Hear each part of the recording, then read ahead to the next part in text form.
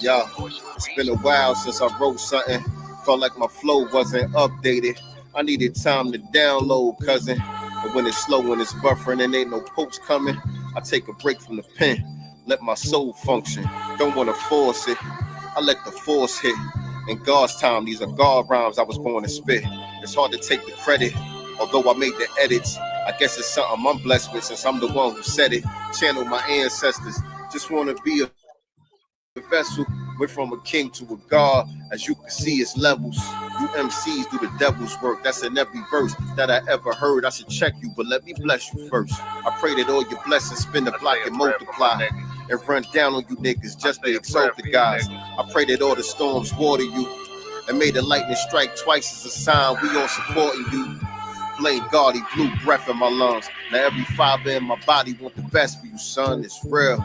It ain't no cap in my rapping, so when I catch a hat, I leave a couple jewels in your skull just to resurrect you back. Now that's some hard shit, straight from the God shit. But I ain't fall out the heavens, I came from dog shit. Just like you, little homie, so I offer protection. I see you, just like I'm staring at my own reflection. Yeah, that's some hard shit, straight from the God shit. But I ain't fall out the heavens, I came from dog shit. I was just like you, so I offer protection. See you, just like I'm staring at my own reflection.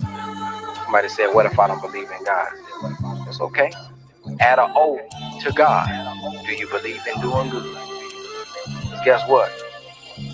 When you have knowledge of self, you understand that the knowledge of God is the knowledge of self. God just simply means force and power.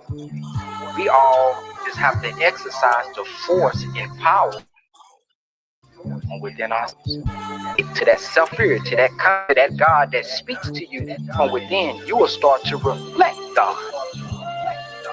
Minister says the laws of God is written in our nature.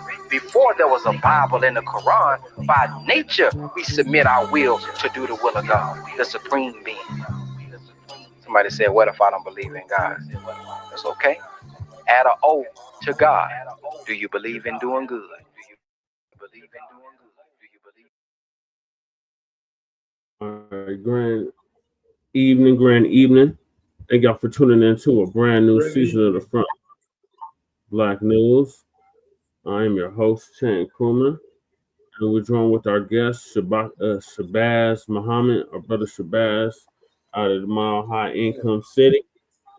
And on this season 6, episode 1, part 2 of the Frontline Black News, we will continue where we left off last night. But first things first, we lost another political prisoner by the name of H. Rap Brown, otherwise known as Hubert Gerold Brown, later changed to Jamil Abdullah Al-Amin. He passed away at 82. R.I.P. H. Rap Brown. He's the one that came up with the phrase, violence is as American as cherry pie. Then we got our Puerto Ricans racist toward Black Americans, the Unfiltered Truth. Then we got 3 African Braiders arrested for holding a Black American woman against her will over $50. Then we got white Michael Jackson impersonator says Michael Jackson was not Black. President Trump, aka the dump as a human shit, and we want to make that perfectly clear. He meets with communist, socialist Zohran Mamdani, mayor-elect of New York. Johnny Manziel, former quarterback for the Cleveland Browns, defends Texas A&M trooper who arrested or assaulted Black players like Nick Harbor. Then how Sunday Best beat the white gays. The Black conservative bootlicks are down bad. And if we have time, Professor James Small, we are all Africans. Malcolm X, tribalism and the truth Black America must hear, and then a reaction to what he said. And we are based out of East Denver, North Aurora, Colorado. We get the news from a frontline and Black first perspective. and we are part of the New Black Media and also Signal Boosters other New Black Media. We have been around for 5 seasons now and counting. We have several platforms that are part of the Frontline campaign. Frontline Black News is the first one. We started back in 2020, 2021. Shabaka's Black Experience Enhanced is based off the 50th anniversary of the founding of the original Black Panther Party for Self-Defense. We started on Blog Talk Radio back in 2016 and have been around for 11 seasons now. Shabaka's Black Experience Enhanced covers the Black experience from the beginning of time until 10 minutes ago, and is also part of the Frontline campaign and has recently, within the last 2 years, moved from Blog Talk Radio to StreamYard.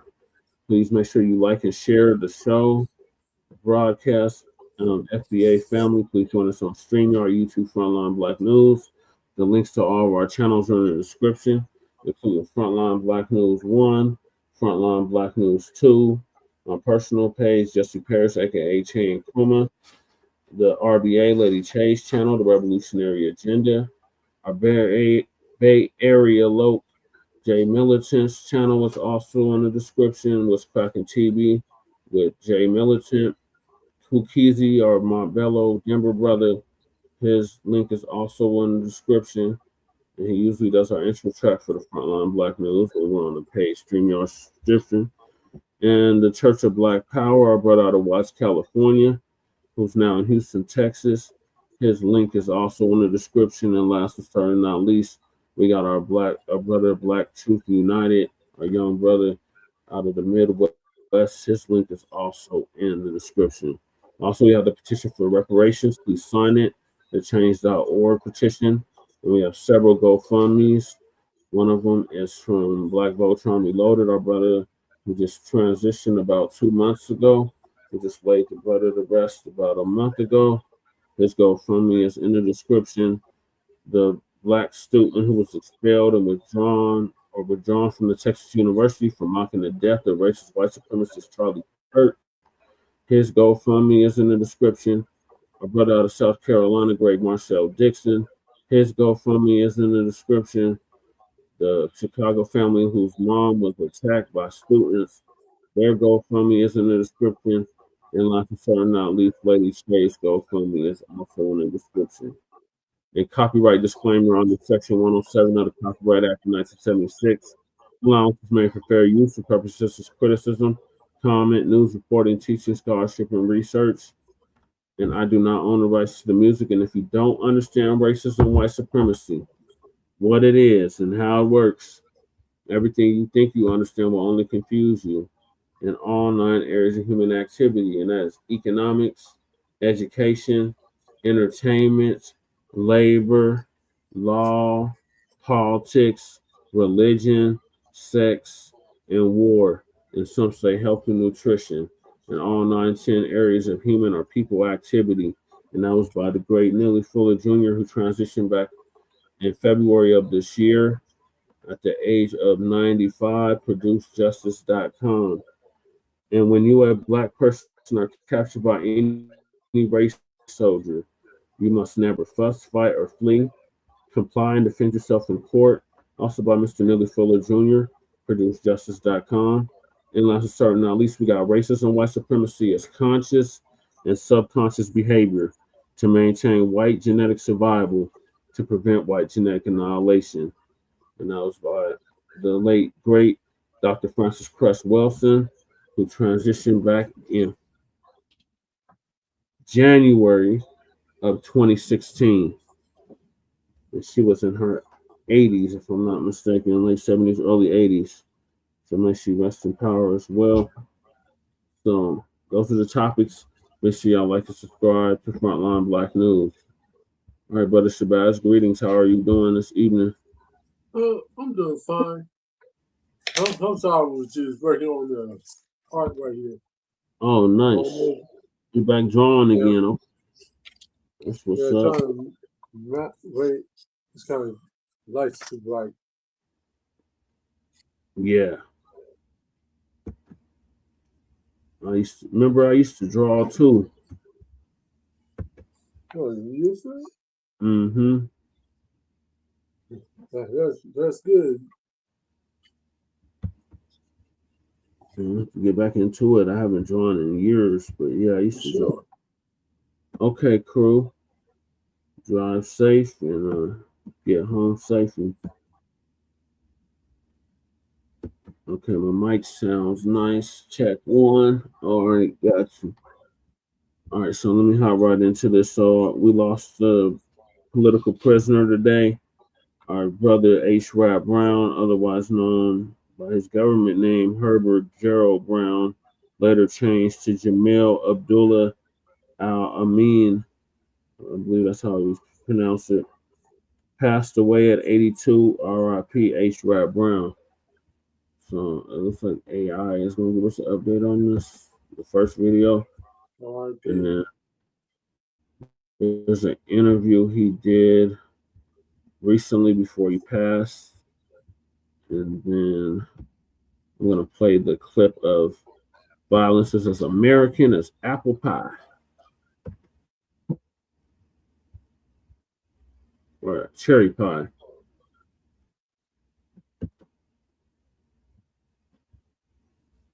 And the video that started to show off, that was Sincere Love to God. Shout out to him. That's our brother out of New York, but now he's in Atlanta. He's a barber and an artist. You know, I know his family. So yeah, shout out to him. I thought that'd be a good way to start the show off with his newest track called Reflections. 23 years of silence. Make sure y'all sub to the Sincere Love to God Godcast on YouTube. All right, so this first video I said from AI, and it's updating us on our brother H. Rap Brown's recent passing today. Violence ended today. The 1886 playbook worked. They didn't just kill a man, they buried a movement. Text, I'm your host. Today, the death of a Black Power icon reveals a legal strategy from the night. Wait, before we get to the death, you need the origin story. 1967, H. Rap Brown takes over the SNCC. He's not MLK. He says violence is as American as cherry pie. Fast forward, he converts to Islam, becomes Jamil Abdullah Al-Amin. He moves to Atlanta's West End. He cleans up the streets. No drugs, no dealers. He's a hero to the neighborhood, but a domestic threat to the feds. By March 16, 2000, the tension snaps. A gunfight, one deputy dead, one wounded. Al-Amin vanishes. 4 days later, he's caught in Alabama. Here is exactly what is happening right now, November 24, 2025. Jamil Abdullah Al-Amin has died at age 82 in a federal medical facility. But here's the thing. The narrative is split in two. Mainstream outlets are running headlines like "Cop Killer Dies." But on the ground in Atlanta, Marcus, a community organizer, tells us they silenced him twice, once with the gag order, finally with death. Let's look at the 2002 trial. It was a mess. The surviving deputy, Aldrin English, claimed he shot the attacker. But Al-Amin had no gunshot wounds when captured. Zero. A man named Otis Jackson actually confessed to the shooting, but the court wouldn't let the jury hear it. Why? Because the state needed Al-Amin gone. He was sentenced to life without parole. But then, the plot twist. The state of Georgia secretly transferred him to federal custody, a supermax in Arizona. Why move a state prisoner to federal solitary? To cut his communication. For the last decade, he battled multiple myeloma bone cancer while under a functional gag order. He couldn't give interviews. He couldn't write memoirs. The stakes today? Massive. His death closes the book on the appeal for a retrial. The 11th Circuit Court had just stalled his latest petition. For us and UK viewers, this matters because it sets the precedent. If the government dislikes your speech enough, they can convict you of a crime where the physical evidence doesn't add up. It's the ultimate gaslight. And now, with his death, the files might finally stay sealed forever. You think this is just about a botched police raid in 2000? Wrong. This is a script written 139 years ago. Welcome to the Haymarket, Chicago, May 4th, 1886. The U.S. is terrified of the labor movement. Not civil rights, but workers' rights. A rally is held at Haymarket Square. It's peaceful. The mayor even goes home early. Then the police march in to disperse the crowd. Suddenly, boom, a dynamite bomb is thrown. 7 officers die. The police open fire wildly in the dark. It's chaos. Here is the catch. The police didn't look for the bomb thrower. They looked for the speakers. They arrested 8 anarchists, men like Albert Parsons and August Spies. The prosecutor, Julius Grinnell, said it openly. Convict these men, make examples of them, hang them, and you save our institutions. Just like Al-Amin, the physical evidence didn't exist. None of the men threw the bomb. Most weren't even on the wagon when it happened. One was home playing cards. But the judge, Joseph Gary, ruled that their speeches incited the violence. If you preach revolution, you are guilty of the murder committed by a stranger. 4 men were hanged. 1 committed suicide in his cell. It was a state-sponsored hit job to kill an ideology. Years later, Governor John Altgeld looked at the files. He was shocked. He called it a miscarriage of justice and pardoned the survivors. But for the dead, too late. The Haymarket martyr narrative was born. The government won the battle but created a legacy they couldn't kill. Do you see it? 1,886 police die. No evidence on the suspects, but their radical speech gets them executed. 2,000. Deputy dies. Questionable evidence, but a radical past gets Al-Amin life in solitary. The system doesn't prosecute the crime. It prosecutes the character. Al-Amin died today, but the tactic isn't. The Haymarket affair proves this is an old tactic when evidence fails. The state puts ideology on trial. History doesn't just repeat, it recycles the same warrant. And right now, it's screaming at us. Subscribe to see the files they want to keep buried. Hit like if the Haymarket connection blew your mind. Was Al-Amin a political prisoner or a criminal? Debate. Al-Amin was definitely a political prisoner and was held against his will for a crime he did not commit. So that's that on that AI. So the next video I'm going to play is a short little documentary on the life and times of H. Rap Brown, now known as Jamil Al-Amin.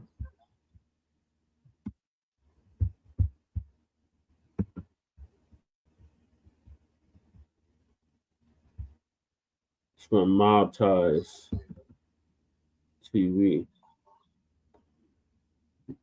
So these cats are just all over the place right now. The B1 cats are very active right now.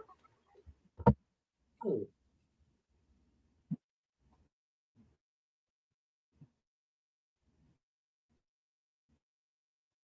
Let me see if the B1 cat. Can you still hear me? Lord forgive me for this trap shit. Sergeant Smack make it backflip. Telly Hank did with the action. With the vital speaking Spanish. Frank Matthews how I vanish. Poof. Came back like I'm King Tut. Gold BBS is on a beamer. When Fat Cat was 10 queens up. Ball off the prophet, not the re-up. Fly like Puerto Rican Jesus. Up town like I'm baby man.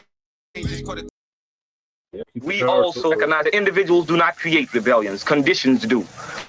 Until they begin to address themselves to those conditions, rebellions will continue and they will escalate. Sometimes the question has been raised about why black men fight and have fought for this country. It is the black, and it is that same will that will make him fight this country.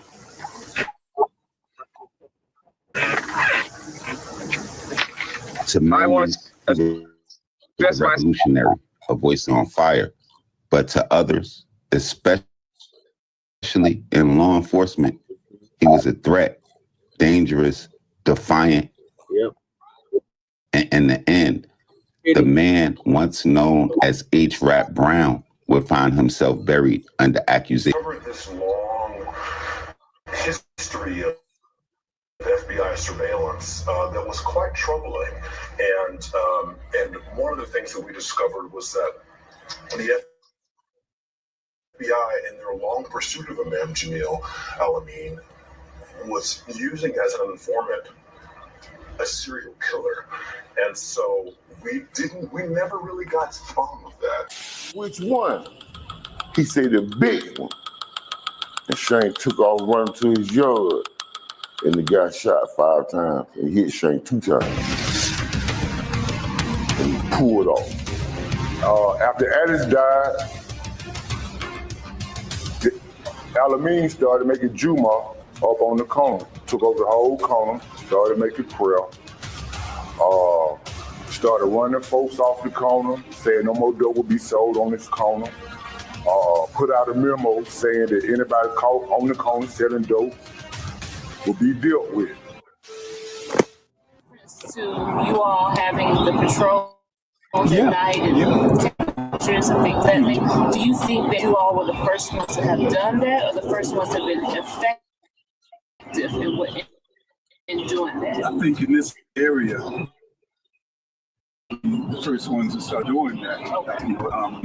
People were doing things like that because we were here during the height of the crack epidemic, and there were crack houses all around, and people at the park, were trying to use the park for prostitution and dealing, and so the problem in many African American communities is people don't confront illegal activity. So if you confront it or confront it, then people will respond to that. But if you just let it go, if you have your neighbor selling drugs and you don't say anything, then it destroys a neighborhood. It was one of Atlanta's oldest neighborhoods and one of its most volatile. But now most people know the West End as a home base for the city's Muslim community, a place where kufis, long robes, and prayer rugs are just as common as corner stores and street signs. But long before it became a sanctuary, it was a battleground, and the rise to faith there apparently didn't come without a fight. Since the 1970s, the West End has been home to a growing movement rooted in Islam, but on discipline and powered by Black resilience. And at the heart of it all stood one building,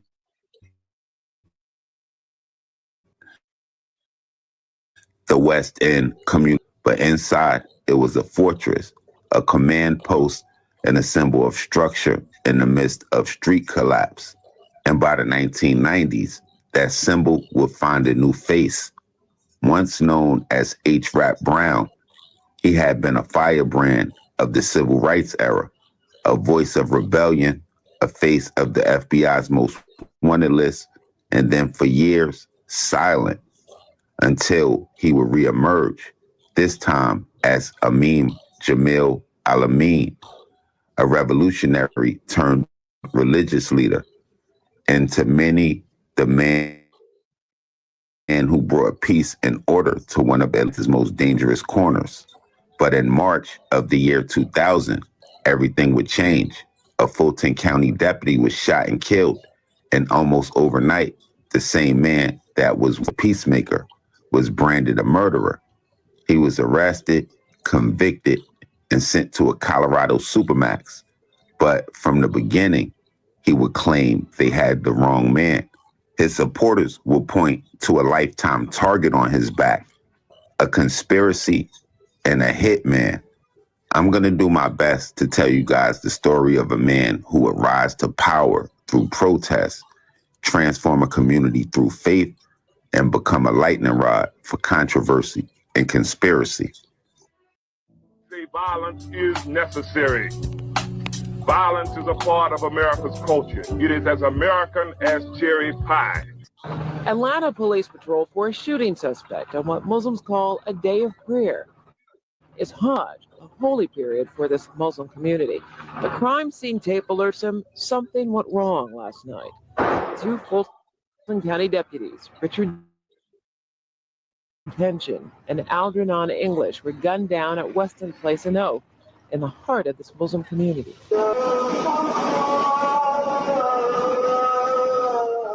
Morning prayers sound over a speaker as police search for a man viewed as a servant to these residents, 58-year-old Jamil Abdullah Al-Amin, a Muslim name given to the political activist H. Rap Brown. A friend gave comment, but not his name. It's very disturbing. Anytime you got a brother, you know what I'm saying? Imam is our brother. He's a righteous man. You know what I'm saying? He always stood for what is right. You know what I'm saying? And never, disrespecting nobody. He always strive, to tell people about the prayer. Prayer is the key to paradise. Neighbors are reminded of last night's violence by images like these bullet holes in this car parked in the line of fire. The man have a record. He was in the Black Panther. He changed his life. He became Muslim. We live in the jungle of America. This is nothing. We see killing all the time. You know what I'm saying? Home to the crime scene at West End and Oak. trying to figure out how and why a Fulton County Sheriff's deputy was murdered. Detectives say deputies Ricky Kinchin and Algernon English came to this grocery store to serve a Cobb County warrant to Jamil Al-Amin, a former Black Panther who was wanted for not making a court appearance. Atlanta police say when the deputies approached the suspect, Al-Amin shot the deputies with an assault rifle. Today, Fulton County prosecutors are expected to announce they will seek the death penalty against accused cop killer Jamil Al-Amin. The former Black Panther leader, known as H. Rap Brown, will be arraigned today on murder charges in Fulton County. Now, all along, his lawyers have claimed Al-Amin is being framed. He says the system has been trying to kill him. He wouldn't be the first black man that the system tried to kill. A statement the suspect seems to agree with. Just listen to the only thing he's ever said publicly about the charges against him.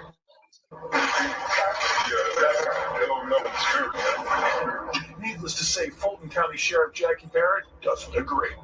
You cannot defend the indefensible Go-To conspiracy. And you may recognize that voice, Mark Teigner, reporting in that last story back in 2000. Now, Jamil Al-Amin is serving a life sentence for that West End shooting, but the story really began years before that. The new Tenderfoot podcast series, Radical, takes a look at the bigger picture and really digs into this investigation. Podcast producer and host Mosi Secret is joining us now, really just to break it all down for us. It's so great to have you here. I'm really excited to be here. Thank you. So you really did extensive research going through, conducting these interviews and gathering all this evidence, going back through it. What drew you to going into this case? I know you're from Atlanta and you kind of grew up in that area as well, so there's that kind of tie as well, but that was 2 decades ago, and then you waited until now to kind of get into the podcast. Yeah, well, it's one of these cases that or convictions that there have always been questions about. I mean, all of these years, for 20-something years. Yeah. As the date of this production, Jamil Al-Amin has been incarcerated for 23 years, 2 months, and 5 days. In recent months, concerns about his health has added a new urgent weight to his continued confinement. Those closest to him understand just how limited his time may be and why every remaining day matters more than ever before. Assalamu alaikum, y'all. So the doctors say we have 10 months.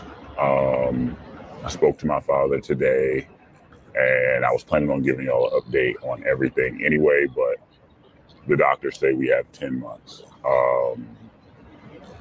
It's a little rough to deal with, but alhamdulillah, we got 10 months. So the goal is now to make sure that he spends the majority of those 10 months as a free man. Alhamdulillah, we were able to successfully raise $228,000 for the docuseries, and we're going to be able to complete it for that amount, even though the original budget was $450,000. In fact, I am scheduled to watch the rough cut of the first episode tomorrow, and the second episode is being worked on as well simultaneously. So we should still meet our completion date of May, in conjunction with some other things that we're doing on the legal front. I'm actually very confident that we are going to get this done, but we know the time frame now. So, Allah is the best of planners. We continue to fight again until there's nothing left to fight for. He was in good spirits, but we all understood that this was a real possibility, that he was much closer to the end than the beginning. Now there's just a real number on it. So, again, even in that, Allah is the best of planners. They say 10 months, but maybe that's 10 months for a man who has to deal with cancer in a prison cell instead of in a cancer treatment facility. So, inshallah, that'll extend if we're able to get this win. But he said even a day left after the win, like, you know, we were able to get him out. We're able to clear his name. Even if he only has a day left after that, that's enough. That win counts. And so, you know, alhamdulillah, we're still in the fight, but I just wanted to say thank you to everyone who contributed and helped us along the way in this fight. We're still in it to win it. We don't need anything else from you except for your prayers. Because again, we understand that aside from the legal aspects involved in this case, this is a political matter. So the voice of the people is going to be instrumental in making this possible, and making this win the ultimate. Nothing left to fight for, but we got 10 months. So I'm like,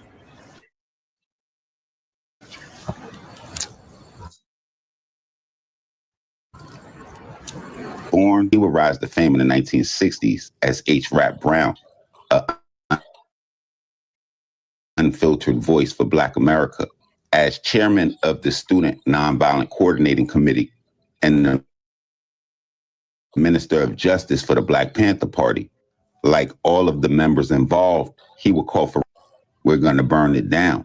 And to some, it was the truth. But to others, it was a threat.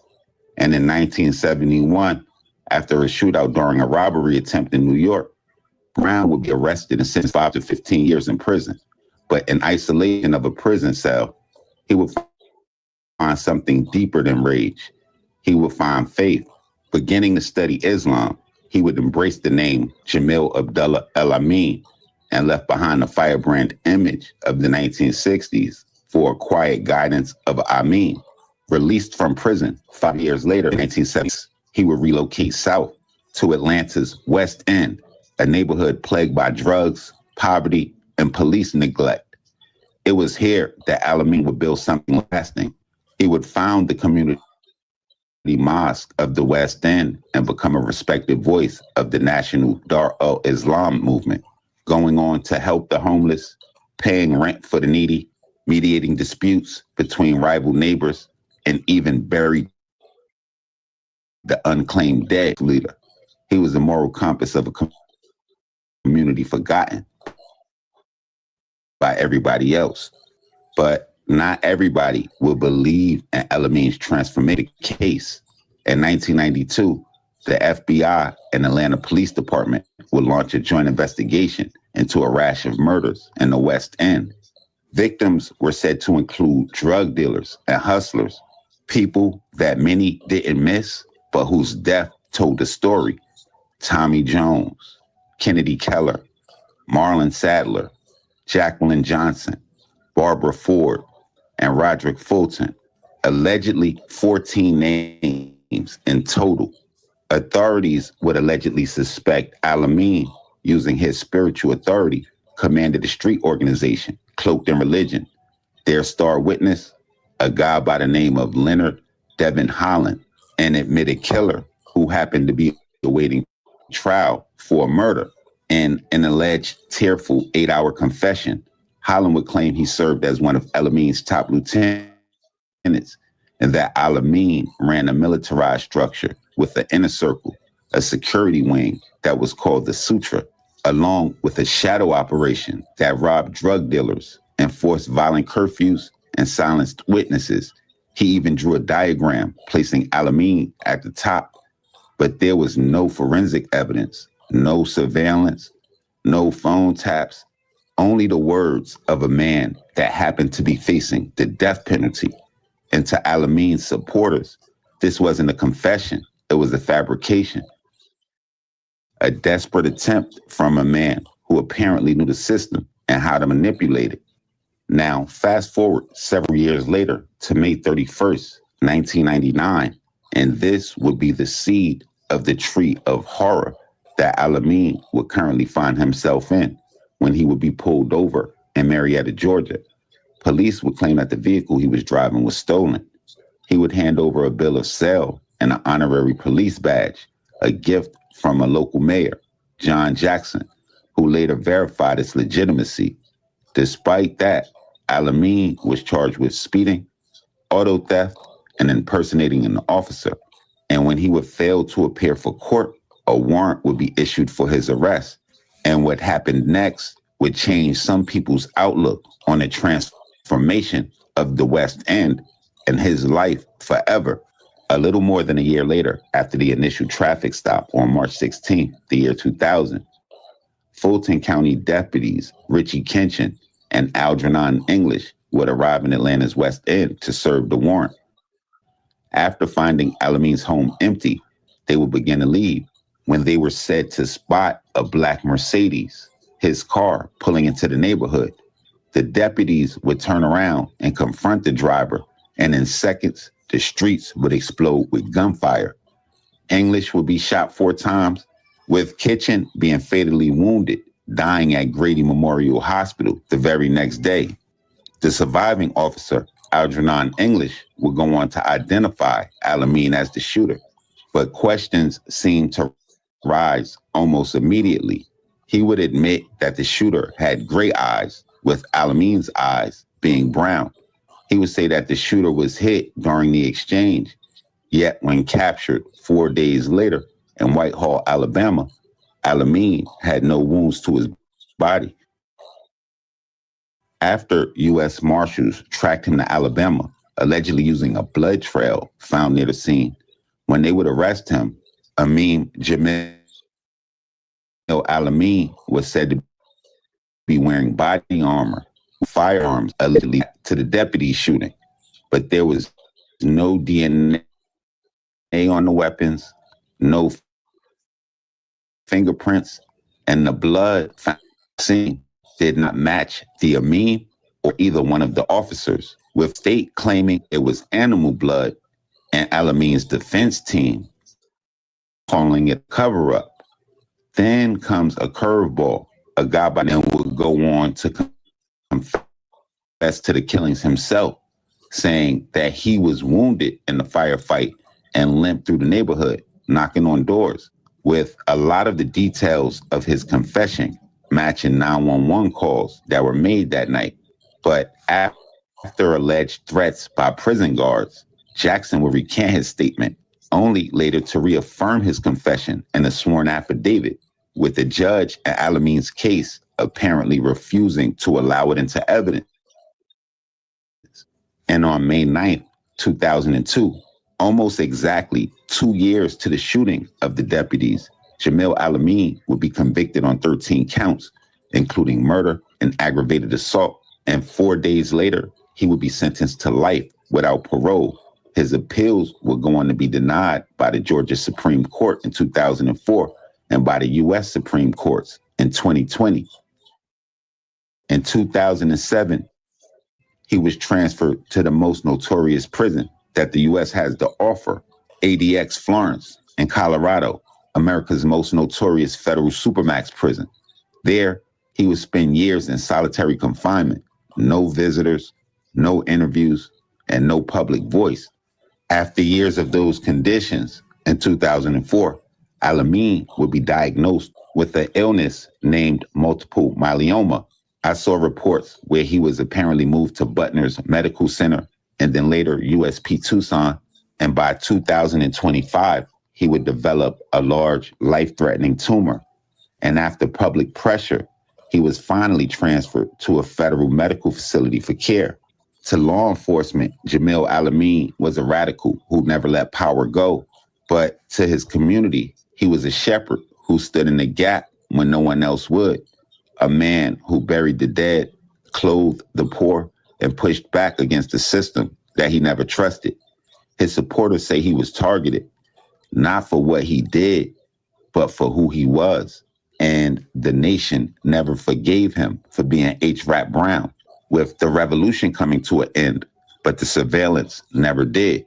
To this day, Amin Jamil Abdullah Al-Amin remains behind bars, his health fading, his appeals exhausted, but to the people who still say his name in prayer, he's not forgotten, not silenced, and not done. Now, I definitely need y'all in the comment box so I can see y'all thoughts on this situation. if we got any natives of Atlanta's West End, I definitely want y'all to tap in below. Or any of my people from Atlanta, y'all enlighten me on the history of the West End. Was it really that wild? And did it change like that in a matter of years? And definitely anybody that has any knowledge of the Amin in Atlanta. We definitely want to hear from y'all. Y'all make sure y'all hit that red bell and subscribe button right under. All right, thank you, Mob Ties, for that documentary on H. Rap Brown. What are your thoughts on this short documentary on him? H. Rap Brown. What are your thoughts, Brother Shabazz? Yeah. He did start off in the Black Panther back in the 60s. And even though he changed his religion and his path, the FBI never forget what he did and what he's doing for the community. He says, but he served the community, that's considered a threat. But you know, if the Black community goes out of hand, it seems like the police won't do nothing. It's just chaos. We keep going and going. But when the Black Panther do service in the community, they crushed it. They're supposed to get the most crime, so that must mean that the police is in cahoots with the criminals. And you had a dude that was facing death row that lied and said that H. Rap Brown was the one that shot and killed that officer, just so he could get less time.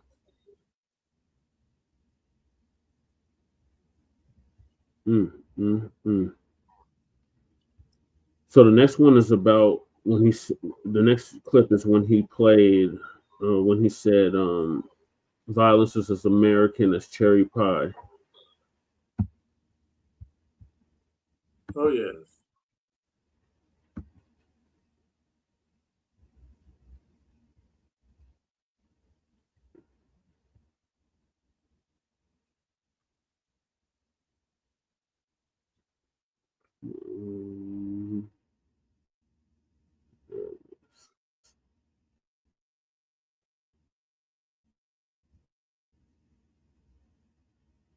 I apologize for the quality. It's like on the Consider VHS ourselves as the cameras. authors of new justice. We have to see ourselves as the authors of the new justice. And wherever we find injustice and tyranny, we must stamp it. We must kill it. Frederick Douglass said the world belongs to the youth. Our job is to seize that and to make the world more humane. That has to be the role of any revolutionary or any person who considers himself revolutionary. What really transformed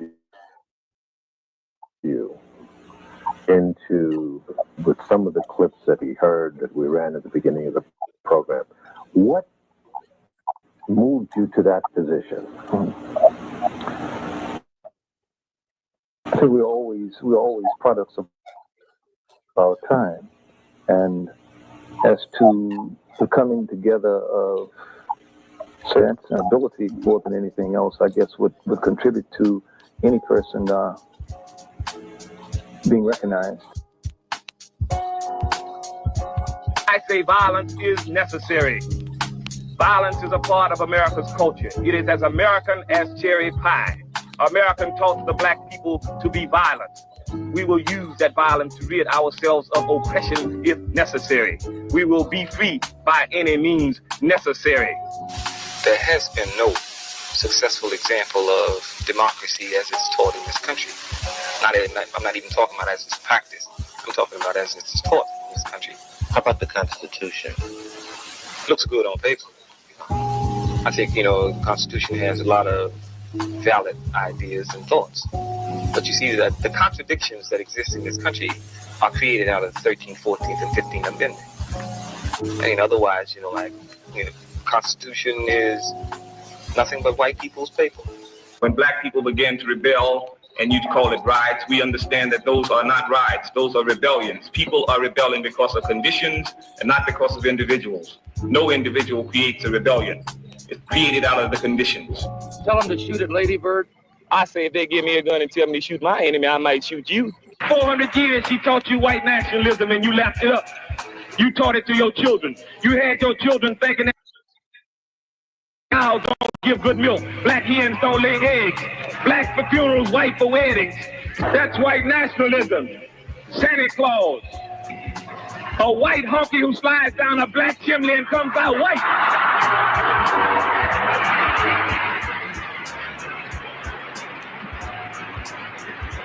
No, justice ain't blind. Justice see white folks mighty well. As a matter of fact, justice means just us white folks in this country. For black people, justice is a joke. No such thing as justice in this country for black people. The courts are a tool of oppression. The courts, like help to execute the genocide, the type of genocide that has been practiced against black people in this country for 400 years. I walked out of the cell, two big animal like blue-eyed, pale devils come up here. Grab me on my arm and tell me I'm under arrest. However, I know more of their law than they do. I knew I was in a federal building. I don't know the honky. You see one, you see them all. Get off me, man. Just try to lay off on me. Wait a minute. Let me go, bro. Let me go, bro. This is not a problem. Okay, I'm under arrest. Did you ever get any pressure to stop this foolishness and going back to school and quote unquote make something of yourself? From whom now? For anybody? Well, yeah, there was always a constant pressure of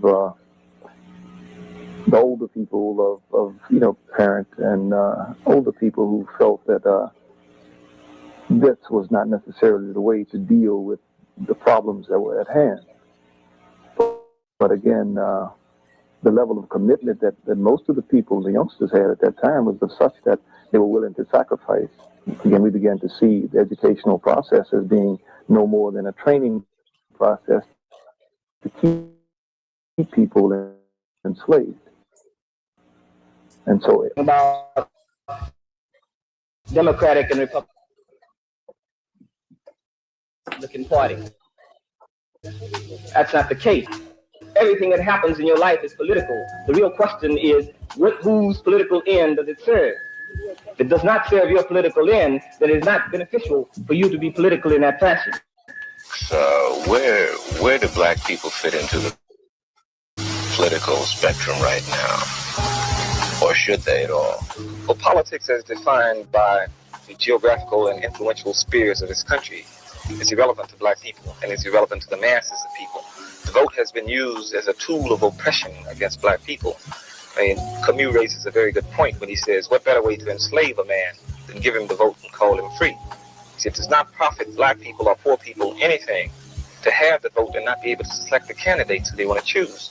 Now, how can you choose between Lyndon Johnson, Nixon, Agnew, Wallace, and Humphrey? There is no choice. Evil is evil. There's nothing in between that. We tend to equate progress with concessions. We can no longer make that mistake. You see, when they gave us that nigger astronaut, you said we were making progress, but I told you they were going to lose him in space. That far.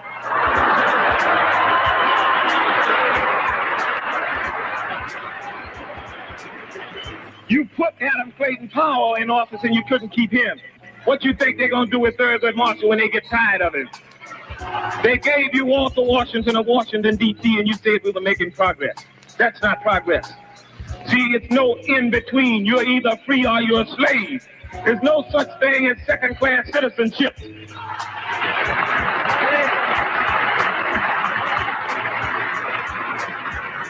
That's like telling me you can be a little bit pregnant.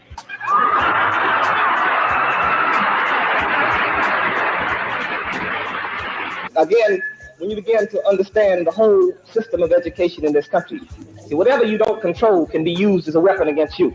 Anything that you don't control can be used as a weapon against you. Education has been used as a weapon against black people because black people have been trained to think a certain way. See, we do not control politics, so politics as it's known in this country is a weapon against black people. And we begin to examine what politics is, we find out it's no more than the apex of white cultural aggression, nothing more. When a man tells you that you can only become free through voting, then he is restricting your mobility, he's restricting your freedom. You were born free. You must exercise your right to be free. That man cannot give you freedom. But when he restricts an individual and tells him that he can only become free by voting, then he has denied you your freedoms. Dick Gregory, running for office, Eldridge Cleaver. I think the vote can be used as a tool of organization, can only organize people. Now, to really believe that we can put someone in office and that these people would be responsive to our needs, it's naive, politically naive. Because even if one of the black candidates who ran for office was to take the office of president, then black people be prepared to fight as that person. Why? Because it mandates the action of the individual. The individual does not determine how this country will function. This country works off the military industrial complex, which means that it's profitable to wage war.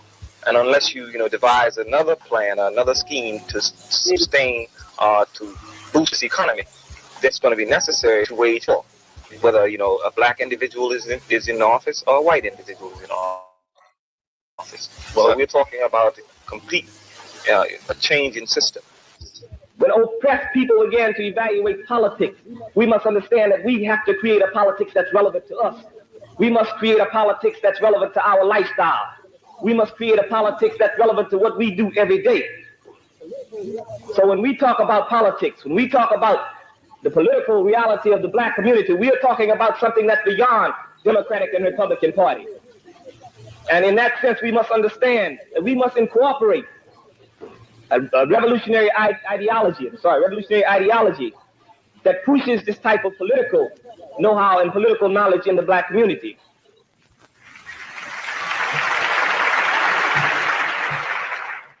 If you were well reared to be, seen and not heard, respectful and all of that, where did this spine come from?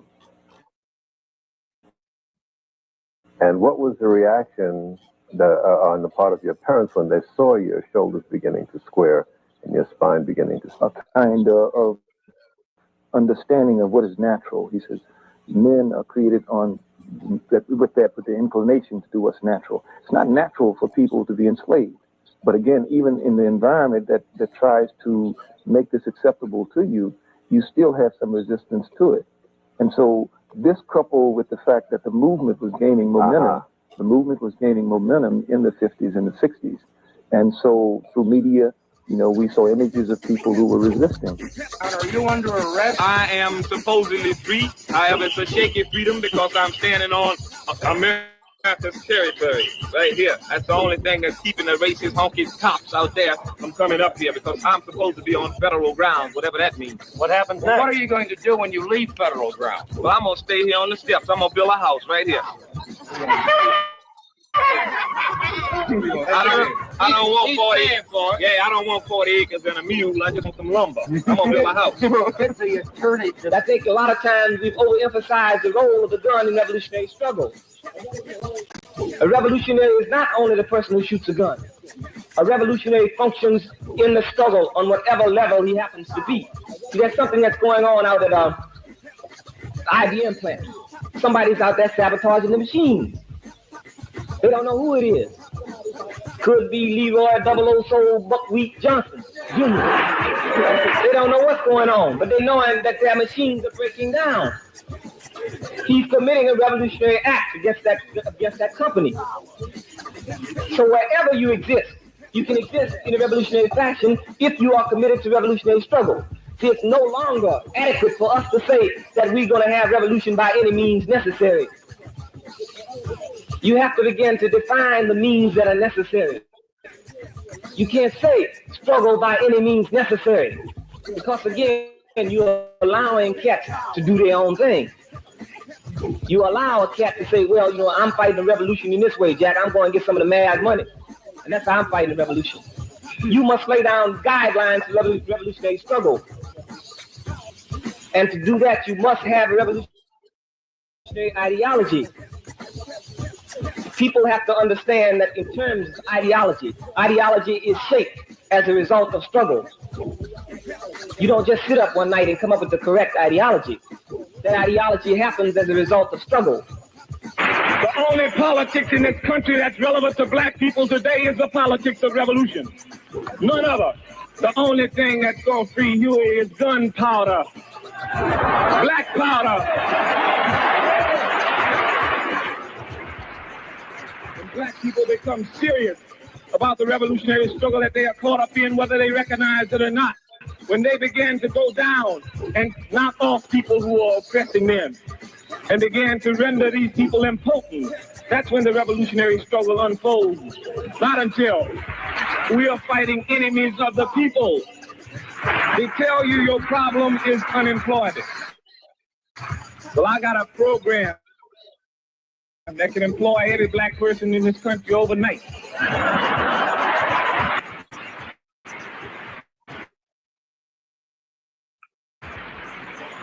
Politics. There are definitions of politics that are relevant to black people. Chairman Mao says that politics is war without bloodshed, and war is politics. I think black people have to begin to address themselves to the politics of revolution, because we are caught up in revolutionary struggle, whether we want to believe it or whether we want to be or not. So I fashion, structured, politically, revolution. But we as individuals, we as black people hold the key to liberation. People around the world. See, if people in Vietnam were to become free tomorrow, that would not affect the freedom of people in Go. See, it's just like an octopus, you cut off its tentacles. You still got tentacles in other places. But if black people see themselves as being a colony in the eye of the monster, we got his brain. You destroy his brain, and you freed Vietnam, you freed Africa, you freed Rhodesia, you freed Latin America. Because this man is the chief oppressor of mankind. You have to understand that in terms of his wealth is made through the oppression of people around the world. So when we talk about like replacing the man, when we talk about an ideology that's limited in scope, that does not talk about destroying the system, a system that demands exploitation, then we are talking about replacing the man. Whenever we talk about well, I don't want to destroy this country, then you're talking about replacing. See, I'm as much against a black cat oppressing people around the world as I am a white cat oppressing people around the world. Wouldn't make me any difference. I would struggle just as hard against a black cat who oppressed black people, because it would be necessary to oppress some people in this country if you took the seats. If all the white folks in the world would have died and black folks moved in on in the seats and assumed those positions, and business went on as usual, then Vietnam would continue. Rhodesia would still be imprisoned and oppressed. And it would be because of the economic pursuits of this country. The only way that this country can stay wealthy is that it oppresses people. Capitalism demands exploitation in some form of other people. So when we're talking about creating an ideology, we have to talk about the ideology that's free from that type of economic oppression and physical oppression, because the physical oppression comes as a result of that economic pursuit. So we have to talk about, we have to begin to examine, we can't be immune. We have to examine all ideologies. We just can't be immune because the man says, well, that's communism, or that's socialism. You shouldn't talk about that. See, this is the role of the student. You have to begin to articulate that. And I'm not saying that, you take a struggle and bring it over here intact. I'm not saying that, because you cannot import and export revolution. What I'm saying is begin to examine the concepts of socialism. Understand what the man means when he says that the entire wealth of the world belongs to all people, which again goes back to what American politics is not based upon, because American politics is based upon property and land. And a question that has to be raised at this point is, how can you own land? See, if white folks could figure out how to bottle air, they'll do it to make profit off of it. If they could figure out how to bottle air, they would bottle air. They could figure out how, to measure water in cubics and issue out water every day, they would do that, because they can make profit off of that. So you have to understand that how in the world can people, talk about owning land, water, and air, because land is just like water and air in that sense. aggression that's being directed against the Vietnamese people will be turned inwardly against black people in this country. See, America, in terms of where she goes and like who she controls, a whole sphere of influence is diminishing. America is fighting on about 5 to 6 different fronts right now. Latin America, like Africa, Middle East, and Vietnam, and here domestically. So I think that, given the system and given that it operates off the military-industrial complex, which means that war is profitable, and that General Steel, USS Steel, must make steel for tanks to hire people, to give people jobs, so they can spend the money to buy other goods. The very fact that the system operates off that principle means that when the man comes back, when the man is run out of every country, then it will become necessary to wage war in his own country. It's the whole rule of divide and conquer. When as America, the patriots of America do not exist as individuals. In reality, white people in this country do not exist as individuals. See, the police have a line talking about, well, we are minority too. That's not true, because they reflect the attitude of the majority of the people in this country. And white people who are racist, the white people, who are capitalists and who oppress people, they reflect the attitude of the majority in this country.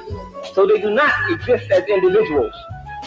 So black people have to understand that whole thing of individualism is a luxury that we can ill afford. We cannot afford to be individuals in this country. Was all of that struggle, all of that pain, was it worth it? So I think our analysis of struggle has to be of such that it's a long process. See, if our analysis of struggle is that it began in the 50s, we could reason that it ended in the 60s, which is not the case. When the first African rebelled against being enslaved, he gave an alternative to slavery that has been built upon even until now. What we saw in the 50s and the 60s was movement. And there had been many movements before. There had been the abolitionist movement, the anti-slavery movement, the Niagara movement, the civil rights movement, the free speech movement. There have been movements that visit struggle. But struggle is an ongoing process. So even today, we are in the midst of struggle. Again, struggle is at a different level than it was at that particular time. What do you see today? Again, there are more components, who are aligned to participate in struggle today than there were in the 60s. You don't see anything analogous to the Panther Party or SNCC today? Well, those organizations serve their purpose, but there are organizations that will come into being who will be activists, and the activism will be similar and more intense in many instances, because we have to understand that SNCC evolved into a point, and then the Panthers became a reality. But the Panthers was not the final organization. After the Panthers, there was the BLA. So again, that whole sense of involvement, and what happened in terms of the BLA is that the population, the base, there was no real base to sustain military action. But what do we see happening today? You see, in terms of, there is a kind of attitude amongst the young people today that is militaristic. You have people, and although the energy is misdirected and many people may put it down in terms of the fratricide that's going on, how else do you train an army in this country? So you view what you see happening in the urban centers as constructive or positive? It's not constructive or positive, but again, it is something that always is the prelude to armed struggle in any country. That has always been the case. We created other people to be spokesmen. The people have to get out of the idea that individuals lead movements. You see, the revolutionary is the individual who's on the other side of that camera. These are the people who will make the revolution. They have responsibilities to the revolution and to themselves. And if individuals articulate positions, it's perhaps because they have public forums, not because they know more than anybody else, not because they are more oppressed than anybody else. So black people have to begin to understand the role that they have to play in that revolution is determined by them. It's this sense of struggle that we left the 60s with, and we continued with an awareness that struggle is not stopped. It didn't begin in the 50s and end in the 70s. If our analysis of struggle is that it began in the 50s and ended in the 70s, then there is a total failure of closure on the part of our struggle that we are involved in. Again, the movement sense of struggle, which has always been the struggle. This is that the anti-slavery movement Marcus Garvey movement, the Black Power movement, Civil Rights movement, they come and they go. But the struggle is continuous until Allah has righted the wrong that has come about. Again, may Allah be pleased with the effort that has been put forth by all the people who struggle here. So now I really am going to end. Because, wait.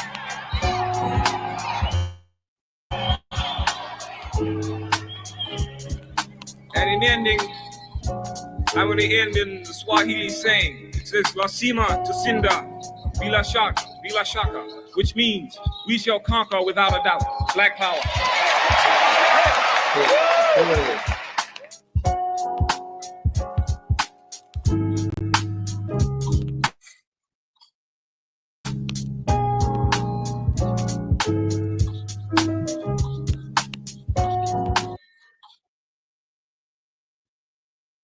Black power.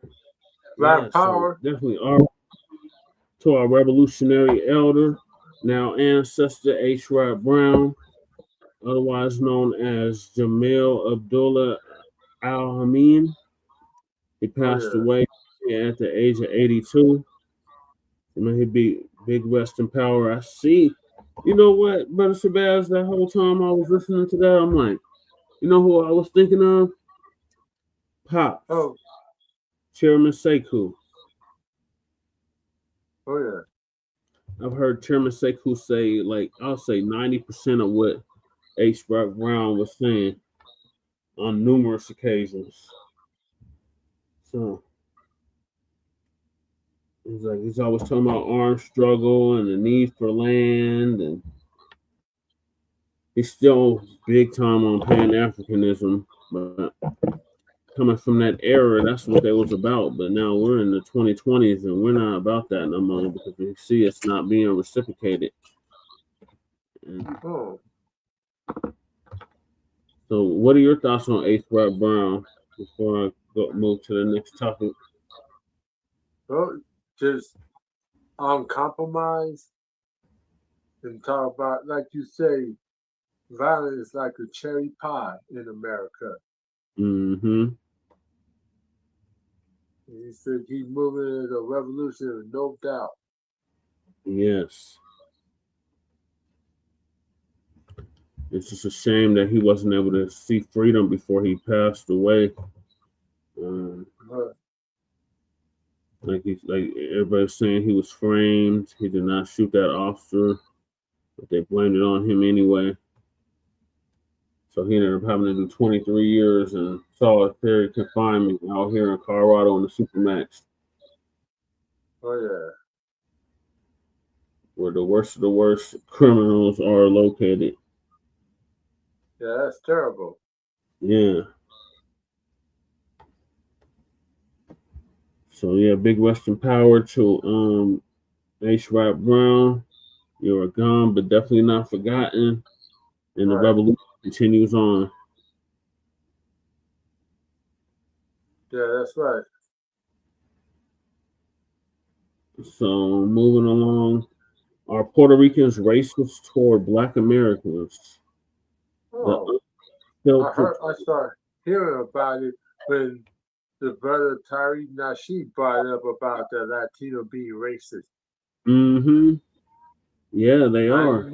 I didn't know about the Puerto Rican until they talk about the history of hip hop. Yeah, and then they try to say it was 50-50 Black and Latino, which is we know is a goddamn lie. That's right. It is a goddamn lie. Hip hop been around before Kool Herc. Yeah, that damn Cologne. He was in chat. Yeah, well, him and Sincere had gotten into it previously. And that fool showed up in Sincere Love the Gods chat earlier. I had to block his dumb ass. I'm like, don't come in here with this bullshit. He came up in the chat trolling. I'm like, Cologne, if you don't get the hell up out of here with this dumb shit. Oh, and then even Tahaka Bay showed up. Yeah, Tahaka Bay showed up too. I'm like, oh, hell. As soon as I seen Morris World TV, I was like, oh, no, you guys should go. Yeah, they sent all kinds of trolls over there today because we were talking about James Small and how Pan-Africanism is outdated now. It has not been a reciprocated manner. So, and this is why we have to cut these mugs off, because we get mugs like this that are like Alexandria Cortez, who say, "Oh, I have African blood, but I'm not black." So yeah, we can't deal with that shit. And them others got to go. Okay, it's hard to swallow when they talk about we're not black. Mm-hmm. And trying to analyze the color. Well, who are we? Right. Well, they say that they're not black, and that's the thing about. Who are they? They say they're not black. We've been the main ones that's been championing blackness all over the world, and we run into these people from the diaspora, and they tell us straight to our face that they're not black. So how we gonna unite with that? How they keep talking about we all one big, as James Small was talking about, we are African race. That didn't even make no sense, but he said that we are all one African race, and okay. we unite. Where we going? If we say we all one African race, yeah, where are we going with that? It doesn't even make any sense though, because there is no such thing as race. That's just a social construct that was used to enslave our ancestors. Oh. And Africa is not a race. Africa is a continent. And they act like Africa is all united. Africa ain't even united. Africans don't even get along with other Africans. You're not lying.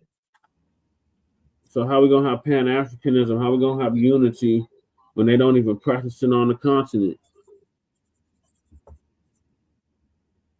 Oh yeah. So that's why we're delineating. That's why we're not going for the okie doke no more. All our Don't get me wrong. I love all African people, but some of these African gotta be put in place. Yeah, they do. And there's nobody from the so-called riders in the diaspora. They're not putting their coons, their sellouts, their turncoats in their place. They just letting them run amok. And FBA is like, look, we can't do this no more. We're gonna do some regulating. We're gonna do some straightening around here. Right. So okay, I see. I had to elaborate on this when I said. No, first of all, I've been in New York City. I spent some of my childhood in New York City because I have a lot of family in New York. And yeah, them Puerto Ricans are something else. Them Puerto Ricans, they'll say nigga. They'll dress and talk and act or walk like us, but behind the scenes, they're racist as hell, and they side with the white supremacists.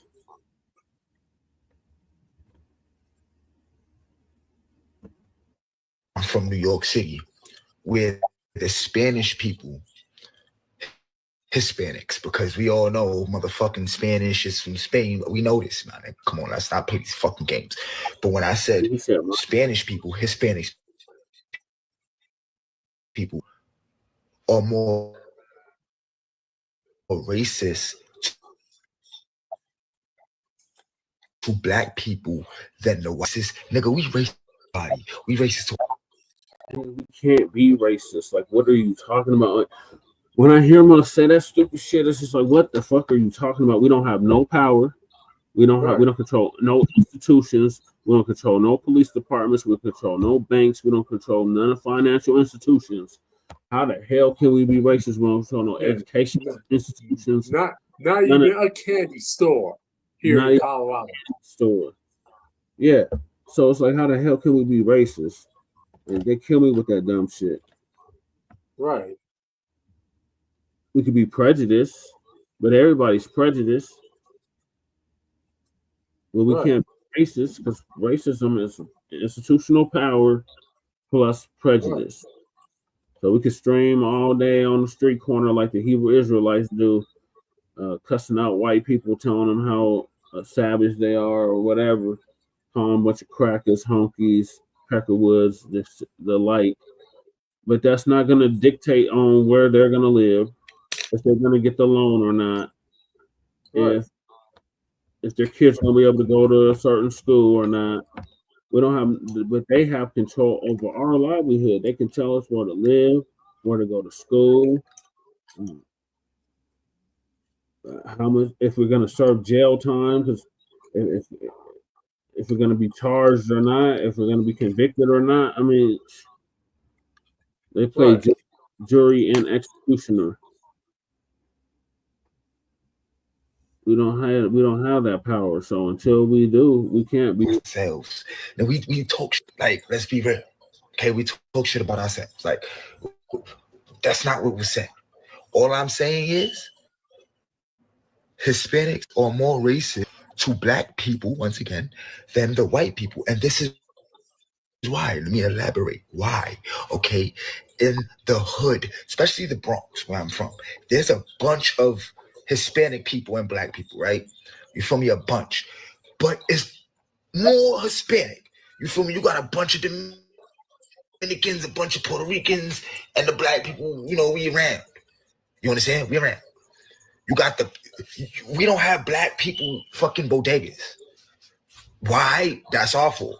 I'm not saying it is. Like you got all them rats that's literally stacked on top of each other. You got people literally stacked on top of each other in New York. Like, that shit is ridiculous. Like, they have these high-rise goddamn projects. They look like our tallest buildings, if not taller. And it's full of nothing but them. And since Biden opened the floodgates, it's really nothing but them. They then took over the Bronx, and took over parts of Brooklyn, and took over parts of Queens. Like, they done turned New York into Tether Central. Right.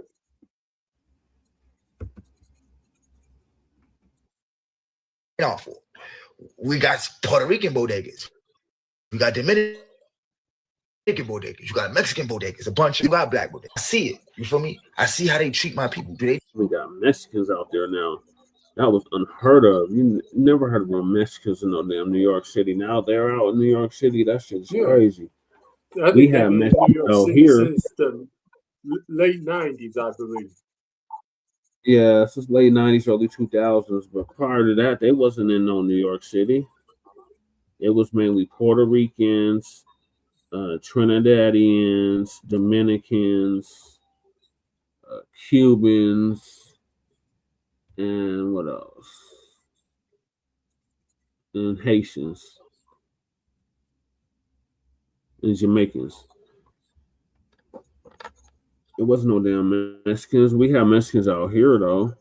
Oh, yeah. They call them Chicanos. But now they didn't infest in New York City. That's crazy as hell. Treat me like that? No, because I look like them. They look at me and they don't think I'm Moreno. They don't say, oh, Moreno no bueno. You understand? But once they start talking to me that shit, I don't know it. I'd be like, no, me Moreno. They'd be like, no, you know Moreno. I'd be like, yeah, me Moreno. How the fuck go tell me what the fuck I'm not? Or am. Like, what the fuck? But that's my whole point. You understand? I've been around women that don't like black people. They don't like them. But they like me because of how I look. And when I tell them I'm black, they're like, oh, but you different. And I'm like, God damn. It's fucked up. I've been around Hispanic people that don't like black people, but they like me because I'm light skinned and I'm cool. A lot of y'all gonna say they don't like the ghetto shit, but it's Hispanic people that's ghetto too. It's the same shit. Like, that was my whole point. Okay, I'm not starting no hate, no none of that shit. It's the truth. Black people who know this shit. It's the truth. I see it every day. If you act like you don't see it or if you don't know it, like, come on, my nigga.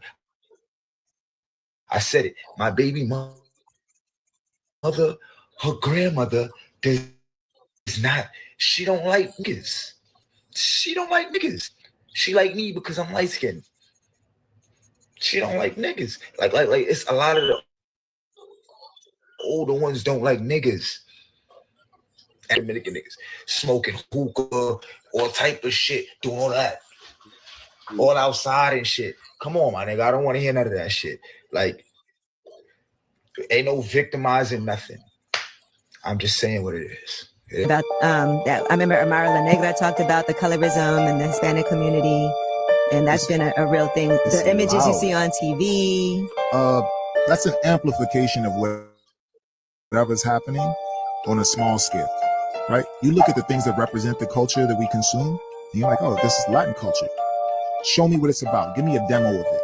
And you see a slideshow, you don't see people of varying color. You start thinking that only that exists and only that should be celebrated.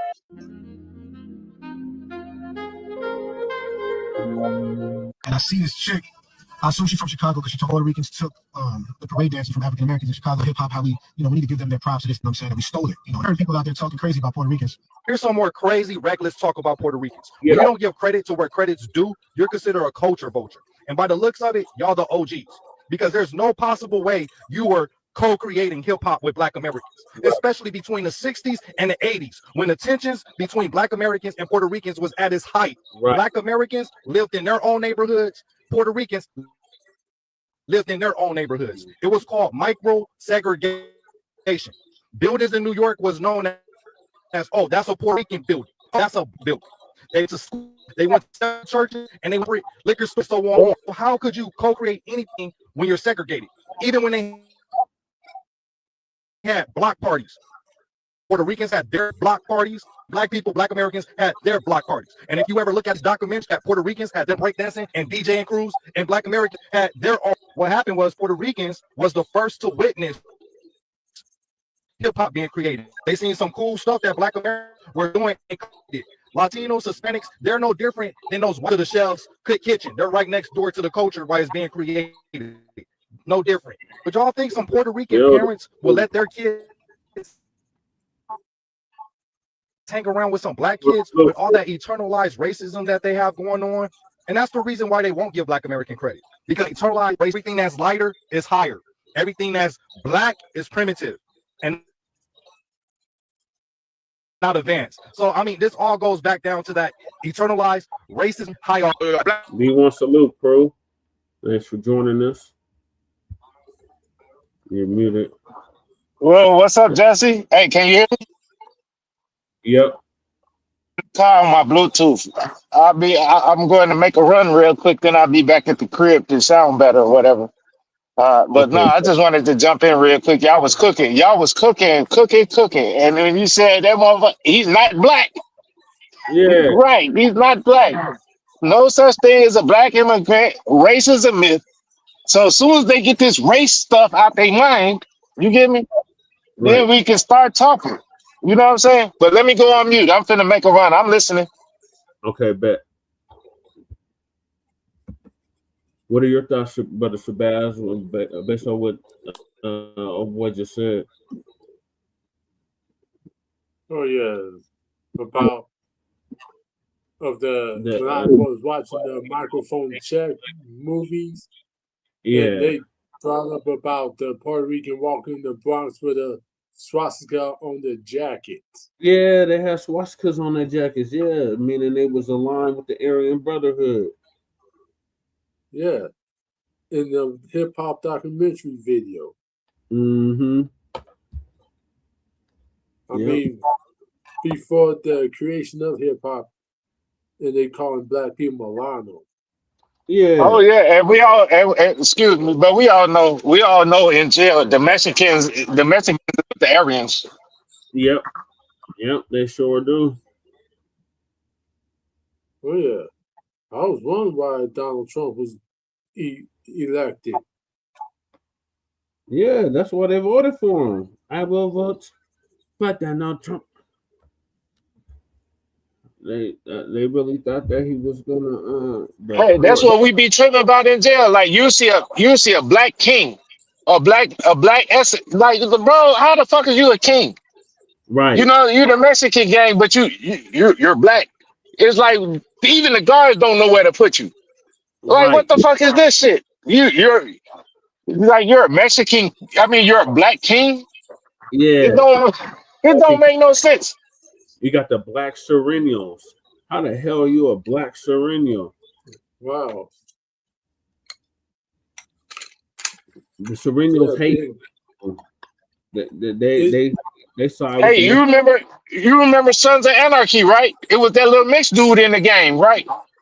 It was that Mulatto dude in the game, right? Yep. They didn't treat him good. No, they didn't. What was that? American Me.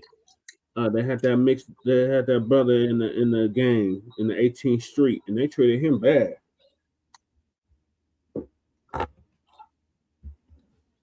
Hey, they keep the black dude around to make him do the bullshit. Like, you gonna catch that body, you gonna rob them. You know what I'm saying? Yeah. That's why they keep the nigga around, folks. You the dummy. You the crash test dummy. We're gonna put you on all the dummy missions. They'll send the Mexican, hey, go wake up Lady Che. Yeah. On the dummy mission. Yeah. And Lady Che, she's one of those that could pass, and she's like, "Look, I'm not fucking Mexican. I'm not." Hey, they go mulatto say, "Hey, go tickle Lady Che feet. You be good. We got your back." Like, no. Nah, the Lokes took her in. So she's an honorary Crip.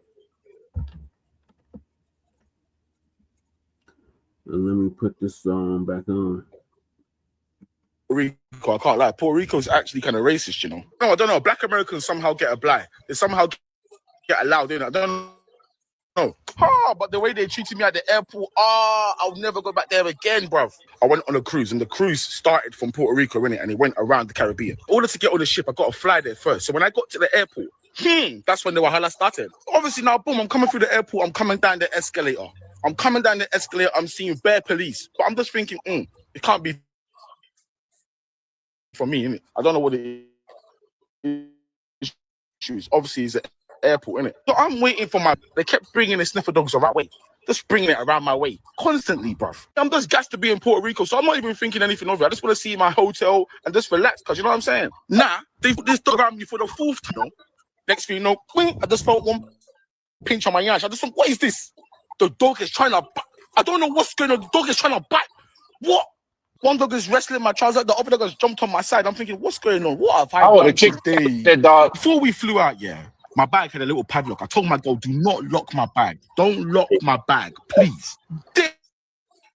This girl still put a lock on the bag, fam. You see, you women, sometimes listen to your man, you know. And they're telling me to open my bag. She don't remember the code. They're telling me to open it right now. They pull out one big machete to cut my bag. I'm thinking, what's going on here, fam? Bruv, when they opened my bag, they started scattering my shit, man. Fucking hell, man. Bruv, if anyone knows me, you know I collect Jordans, innit? That's my thing. I collect Jordans. You know you don't have to open your bag. They can open that shit. You don't have to 4 or 5 assist them. pairs with me. I can't even lie. I took about 5 pairs with me. Bruv, they started bending these Jordans in half.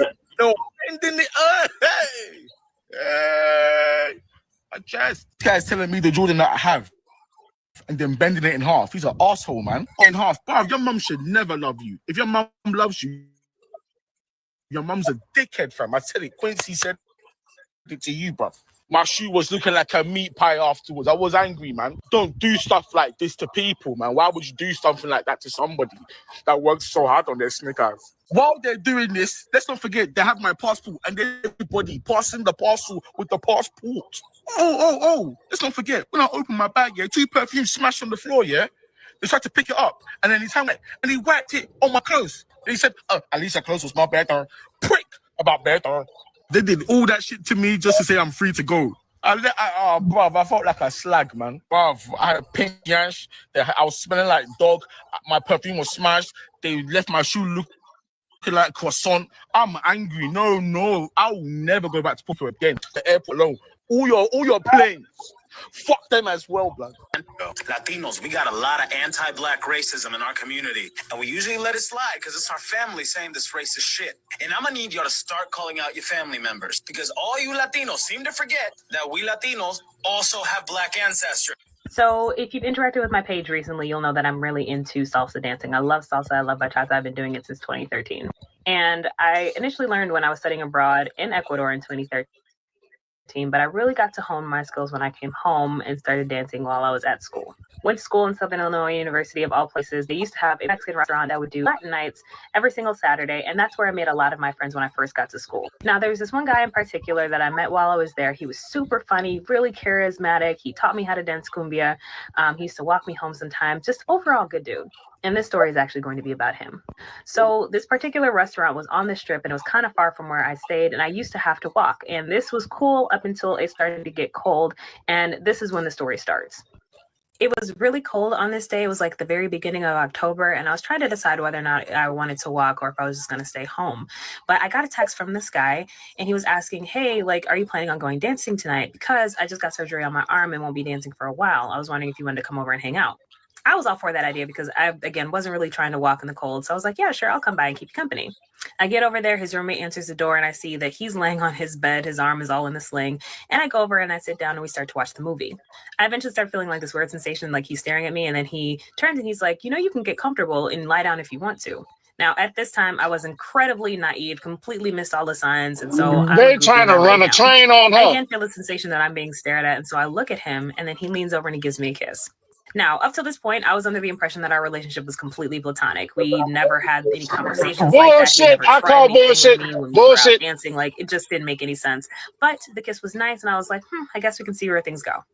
Fast forward 3 months, he still has his cast on. It's the end of the semester. At this point, I had been helping him cook his meals, helping him wash his body so his cast didn't get wet, helping type papers even. And we're going out, you know, as a couple because we're exclusive. His love language was acts of service, and he used to love making me breakfast. And this particular morning, he had gone all out. He made eggs, he made potatoes, he had cinnamon rolls, coffee, bacon, you name it. Now, as I'm stuffing my face with all of this good food, he starts to sing my praise. He says, Nana, I think you are so beautiful. I've really enjoyed our time together. You are so smart. I don't even know why you like spending time with me. Now I'm just eating this up as I'm eating up this good food and I'm confused as to like what he's trying to get at. He follows all of that with, but the holidays are coming up and I think you and I should stop seeing each other. I can't bring you home. My family's not going to be okay with the fact that I'm dating a Black girl. And that should hurt because he was the one who pursued me. He was the one who got me invested. And I could have sworn I was Black the entire time. It sucks to be you if you're Black in Puerto Rico. Hey, but that's how it be when I be having the white girls, you though. are a St. John fan, I'll be like, damn, I can't bring you home. Huge and proud St. John fan. Love his music. If you haven't heard his music or if you haven't heard of him, you will love his music. But I saw a recent interview where he was saying that in Puerto Rico, he experiences racism or discrimination, says that Puerto Ricans are racist and everything. But, you know, me being Puerto Rican, Afro-Boricua, I would say that I don't 100% agree with him. I wouldn't say Puerto Ricans are racist. I would just say that systemically, just Spanish colonialism or Spanish colonialist, whether it's in the Caribbean, Central America, or South America, systemically there is racism. You know, for example, growing up, you know, my cousins, half of or more than half of my family is Black or just of African ancestry from Puerto Rico. And I mean, we still hear things like, you know, pelo malo, which means bad hair, and that's what they would call Black hair, pelo malo. So yeah, that's racist AF. But to get to stay on point, to St. John's point, he mentioned musicians and Latin music and how in the Latino community, what we want represented in the music industry. If you look at the celebrities, it's all white faces. He's kind of half right? So like salsa, merengue, bachata, all that stuff created in the Caribbean by the, you know, those of African ancestry. I mean, nowadays it's kind of, you don't really see the Black faces. So I agree with him there. But I would disagree with him saying Puerto Rico as a whole, a blanket statement that they're racist, because one of Puerto Rico's biggest heroes is Black, and that's Roberto Clemente, right? Another big hero in the music industry in the Latin community is Celia Cruz from Cuba. She's Black, right? So, I mean, I could go on and on with naming Black or Puerto Ricans or Afro-Caribbeans or, you know, Black Latin Americans who are the face of music or who are idolized. There's another one, Sech, S-E-C-H. If you haven't Nobody's heard of any of these people. Put him on your people. playlist now. He's from Panama. He's Black. He's very popular. But the one point I will agree with him on is that we have many talented and great, you know, Black music artists in the Latin community. and why they're not put at the forefront, why they don't represent us in the mainstream. That's an industry issue. I don't think it's an issue with the people of Puerto Rico being racist. No, that's an industry issue, just like you have the industry, the music industry here in America, or the you got Hollywood, you know, the big music. Those are decisions they make at the business level, and if at the business level they're racist, hey, that's them, right? But as a people on the island, or any Latin community, yes, the systemic racism or remnants of it from the Spanish colonialism still exists. But the everyday Puerto Rican, whether you're black, white, in between, mixed, they love you and they'll take their shirts off for you. Y'all, I came to Puerto Rico and it's motherfucking racist out here. I ain't gonna lie. Not even every spot I go to, but in this area, just racist people. They do not like seeing a little black girl. I'm not feeling that about you right now, Puerto Rico. I'm not feeling it. I've been seeing a lot of videos popping up on my feed about Black Americans teasing or making fun of Puerto Ricans and Dominicans who reject the Black identity. And I'm going to go ahead and explain to you guys why we reject the Black identity. First of all, Black is not a race. You guys are an admixture of between 60 and 72% African, with 1/4 of your bloodline coming from Europeans and less than 1% coming from Native Americans. Whereas with Puerto Ricans and Dominicans, we're mainly between 55% and 72% European, backwards, with between 10% and 18% African, and between 10% and 22% Taino Arawakian. So because of that, you are not the source. We're not black because you are black and that is your experience. We are Puerto Rican, we are Dominican. And if we're going to give credit to anybody as the source, let's go back to Africa where the Nubian people came from.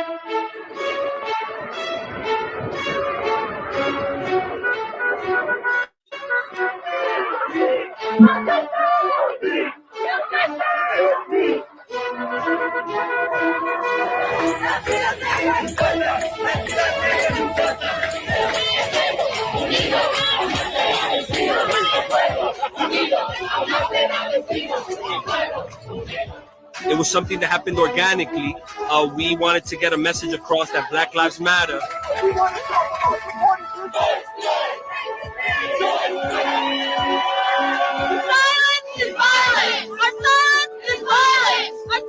When you're silent, you just basically siding with the oppressor, you know? So we gotta hit the streets and we gotta make sure we don't go back to normal, that we create a new normal.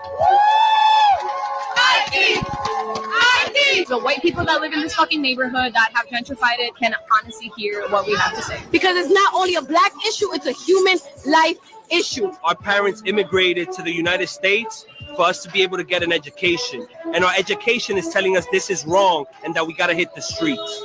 And as long as we keep uniting with one another and we keep giving each other accurate information, then I really believe that we can take this moment and turn it into a movement. Lo tienen dividido por raza, pero la pobreza no tiene color.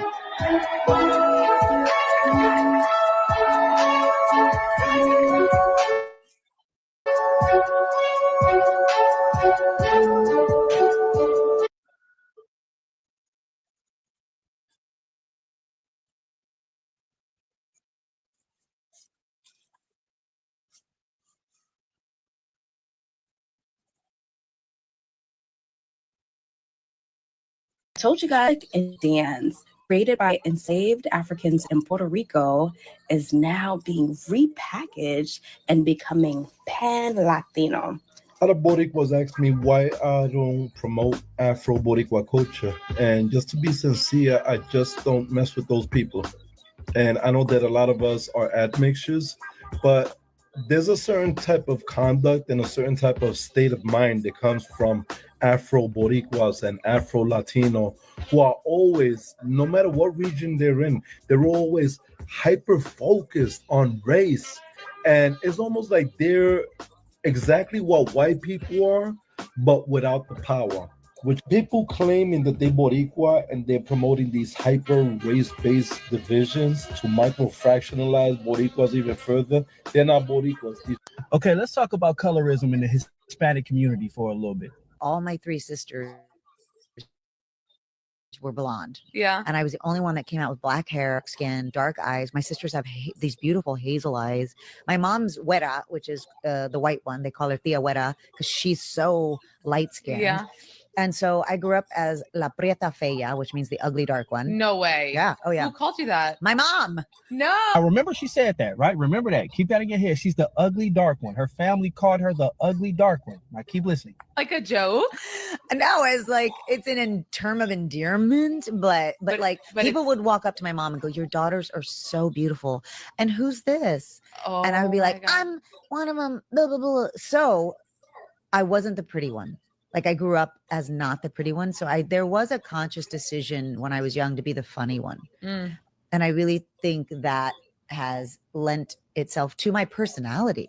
Like not just like, oh, I'm going to be an actress, but like I just don't value beauty in my own self very much. And you know, I'm with Laura. Yeah, I'm a spokesperson, which my sisters are still like, why'd they pick you?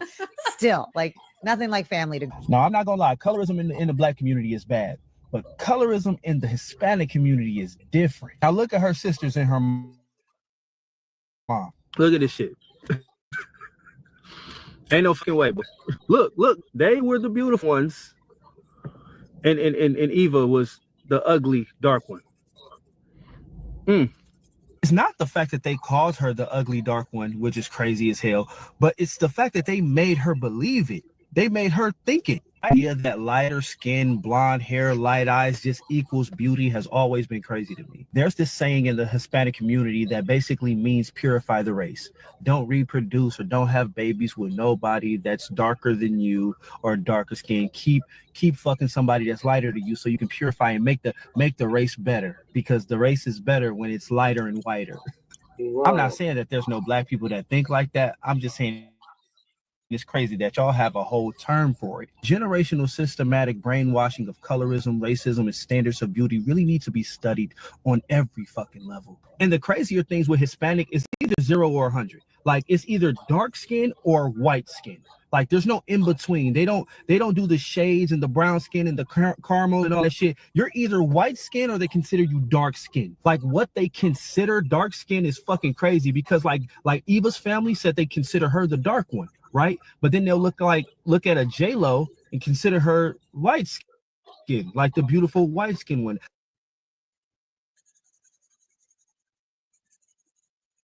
I didn't see a difference in complexion. Like, y'all know it gets way darker than that, right? Like, I'll meet a lot of Hispanics and they'll always tell me about like the nicknames that they family gave them, like negro, negrita, some shit like that or whatever, something that just means black and dark. And I'll be like, why do they call you that? And they'll be like, oh, because I'm the dark one. I'm the dark skinned one in the family. And their skin complexion will be like the same color as Beyonce's. And I'm like, bitch, where are you dark skinned? Because they done really made you think that anything past pasty white is just fucking dark skin. I'm like, if you dark skin, bitch, what am I? And obviously, like I said, this is not just a Hispanic thing. Obviously, we know black people that think like this. We know Indian people that think like this. We know there's a lot of Asian and like we know a lot of people that think like this. But like I said, this should honestly be studied because the brainwashing is fucking real. I want to start by saying nobody is trying to tell Puerto Ricans who they are. Nobody is trying to come and infiltrate any of that. Yo soy Boricua. So the only people that keep on, and I'm going to actually speak in English, the only people that keep on responding to Blacktina is white Puerto Ricans. Look, I get it. Nobody wants to be white, but y'all definitely don't want to be black either. Let's cut to the chase. There is racism in Borinque. There is prejudice more than anything, more prejudice than racism on a social level in Borinque. I don't know how you guys are trying to sit here and create a narrative, just pretending that it doesn't exist and pretending that everything is kumbaya. Even actually believing that does not make it the reality. Okay? I have been going to Puerto Rico since I was a baby. Okay, my parents have taken me there. My mother is Puerto Rican. My father is Puerto Rican. My mother is from Loíza. Yeah. Okay, so I am going to talk. There's prejudice in Puerto Rico. Whenever I go, I don't feel completely othered, but it's to the point that I don't so much enjoy myself in the, if it's not the Piñones de Loíza, I'm not super comfortable. I've been in Bayamon and needed a lighter, and I'll go and ask people, and people will literally ignore me and my man, who is also a Rican, and we not even dark. People who are black Puerto Ricans do not get treated the same as everybody else. Nobody is trying to tell you how to define yourselves. The only thing that I have asked multiple times is that if we can just address it. The video that I just added, I would have liked to stitch the creator because it wasn't a bad video. It was insightful to a certain extent. I don't totally agree with her. I actually agree with her very tiny bit. I majority believe with Blacktina. I had made a comment, and the only thing I said was, this is a slippery slope. My main rift is the three cultures is a mix of one thing. It has its nuance for sure, and is far too blanketed of a term. The term essentially is a scapegoat of prejudice in Puerto Rico. There is prejudice against Black Puerto Ricans, period. And with all due respect, it's always non-Black Puerto Ricans defending this rhetoric. I don't think Bad Bunny is white per se, but I do think mainstreaming Bomba y Plena is a slippery slope, as well as I believe the keepers of certain cultures holds of distance of those who did it, personal belief. So that being said, Bomba is PR. Bomba is Puerto Rican, okay? Everybody can partake in Bomba. I don't really it's a part of it. That's fine. However, I beg my people to please unpack and address the prejudice and racism that does indeed exist in Puerto Rico. And if you don't want to continue to have these conversations, that's the only way we can go about it. Another thing, no, not everybody is a mix of all three. I understand that that's the cultural aspect, and I don't know why y'all are super proud to align yourselves with European people who really sat there and tore that island to every which way, north, south, and east. I don't get it. Everybody is not a mix of three. Me, myself, I'm Black and Taino. Yeah, my European ancestry, less than 10%. Yeah. What y'all gonna tell my mother? She has no European ancestry. Zero, zilch, none. There is prejudice in Puerto Rico. There are certain jobs that are not going to go to Black Puerto Ricans. There are certain jobs that are only going to go to white Puerto Ricans. Y'all can say back and forth that y'all are not white. Racially, you are. Ethnically, you're Puerto Rican. There's nothing wrong with that. I don't care. Everybody could be a Rican. I don't care. The island is literally called Rich Port. What does that tell you? That means people came from one place to another. It takes about one generation to feel, I'm from here now. A lot of y'all are not Ricans. A lot of y'all are not Puerto Rican. And a lot of y'all grandparents and y'all parents and y'all have practiced that lightening the race shit. We're not going to sit here and pretend it doesn't exist. I have been quiet for years about this. Years.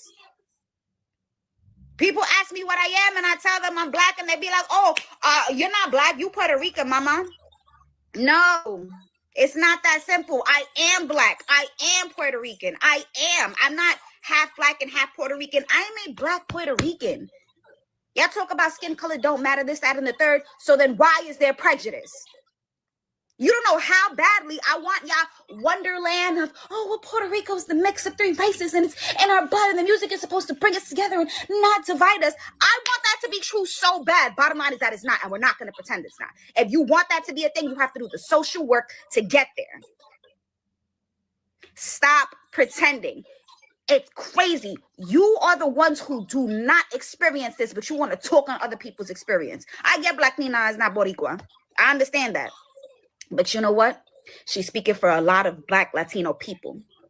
A lot of us have been quiet about the prejudice and the racism that takes places in our countries. She shuffled the piece for what? 1, 2, maybe 3 videos, and y'all are jumping out the window. Why is that?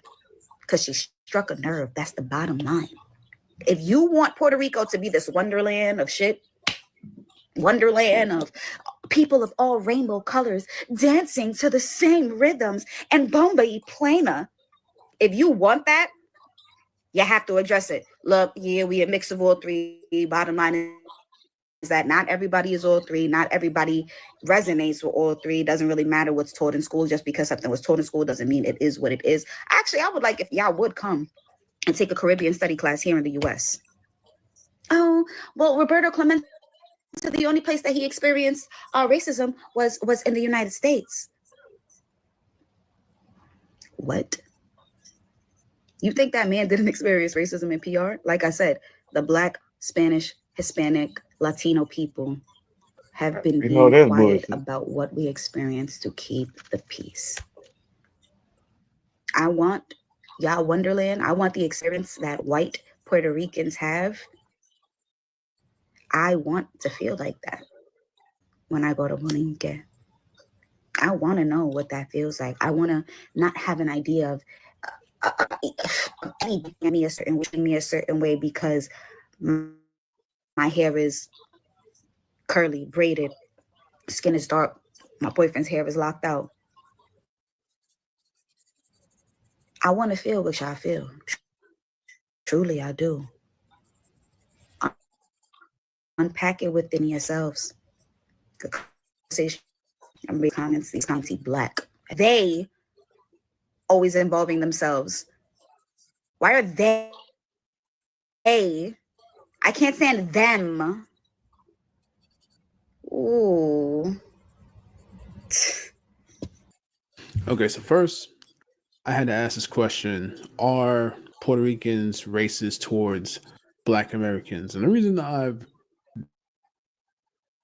made this video today, oh yeah, we're all 50-50, you know, we all created hip-hop, we're all one and all sorts. Like, bro, what? Bro, we've been doing, you know, what we built and what we've done.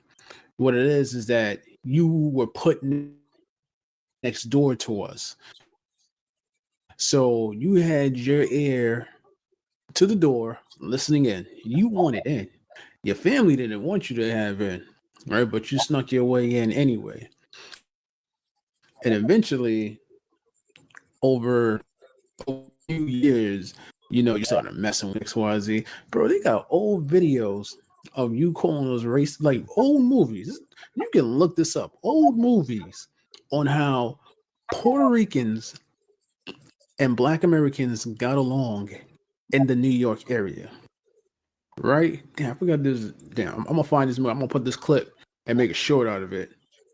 But there's a movie that I seen that I was certain while I was searching, and it's gonna show you exactly how they treated us, right? Even when we were dating one of those, but it's the same thing. Like whether we was in their territory or on their block, they would try to chase us down and beat us up, pull out knives and guns, all types of crazy nonsense because you are racist, right?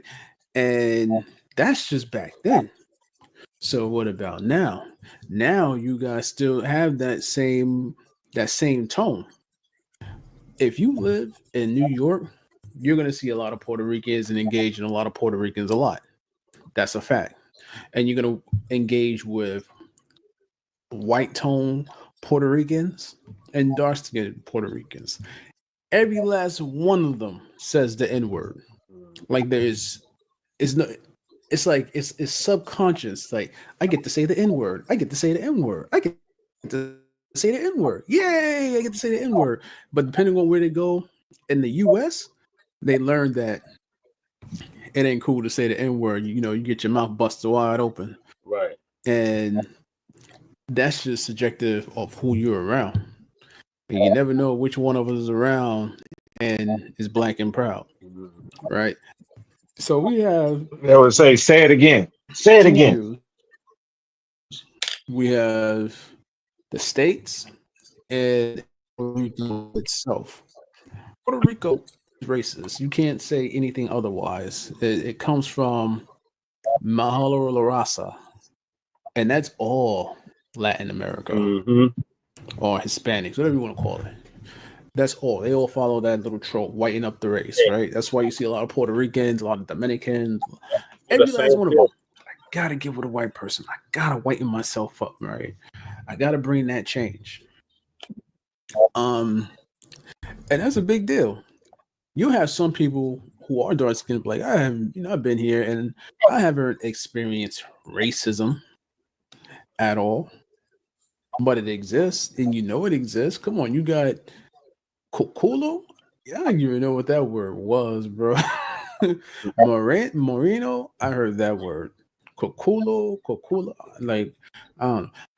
I've never heard those words until I delve further down on the racist history when it comes to being Hispanic or coming from a Hispanic background. I'm not Hispanic. You all know that. I'm FBA all the way. But it's interesting. And then you see on one of the videos, dude is, I think he's a Black American, right?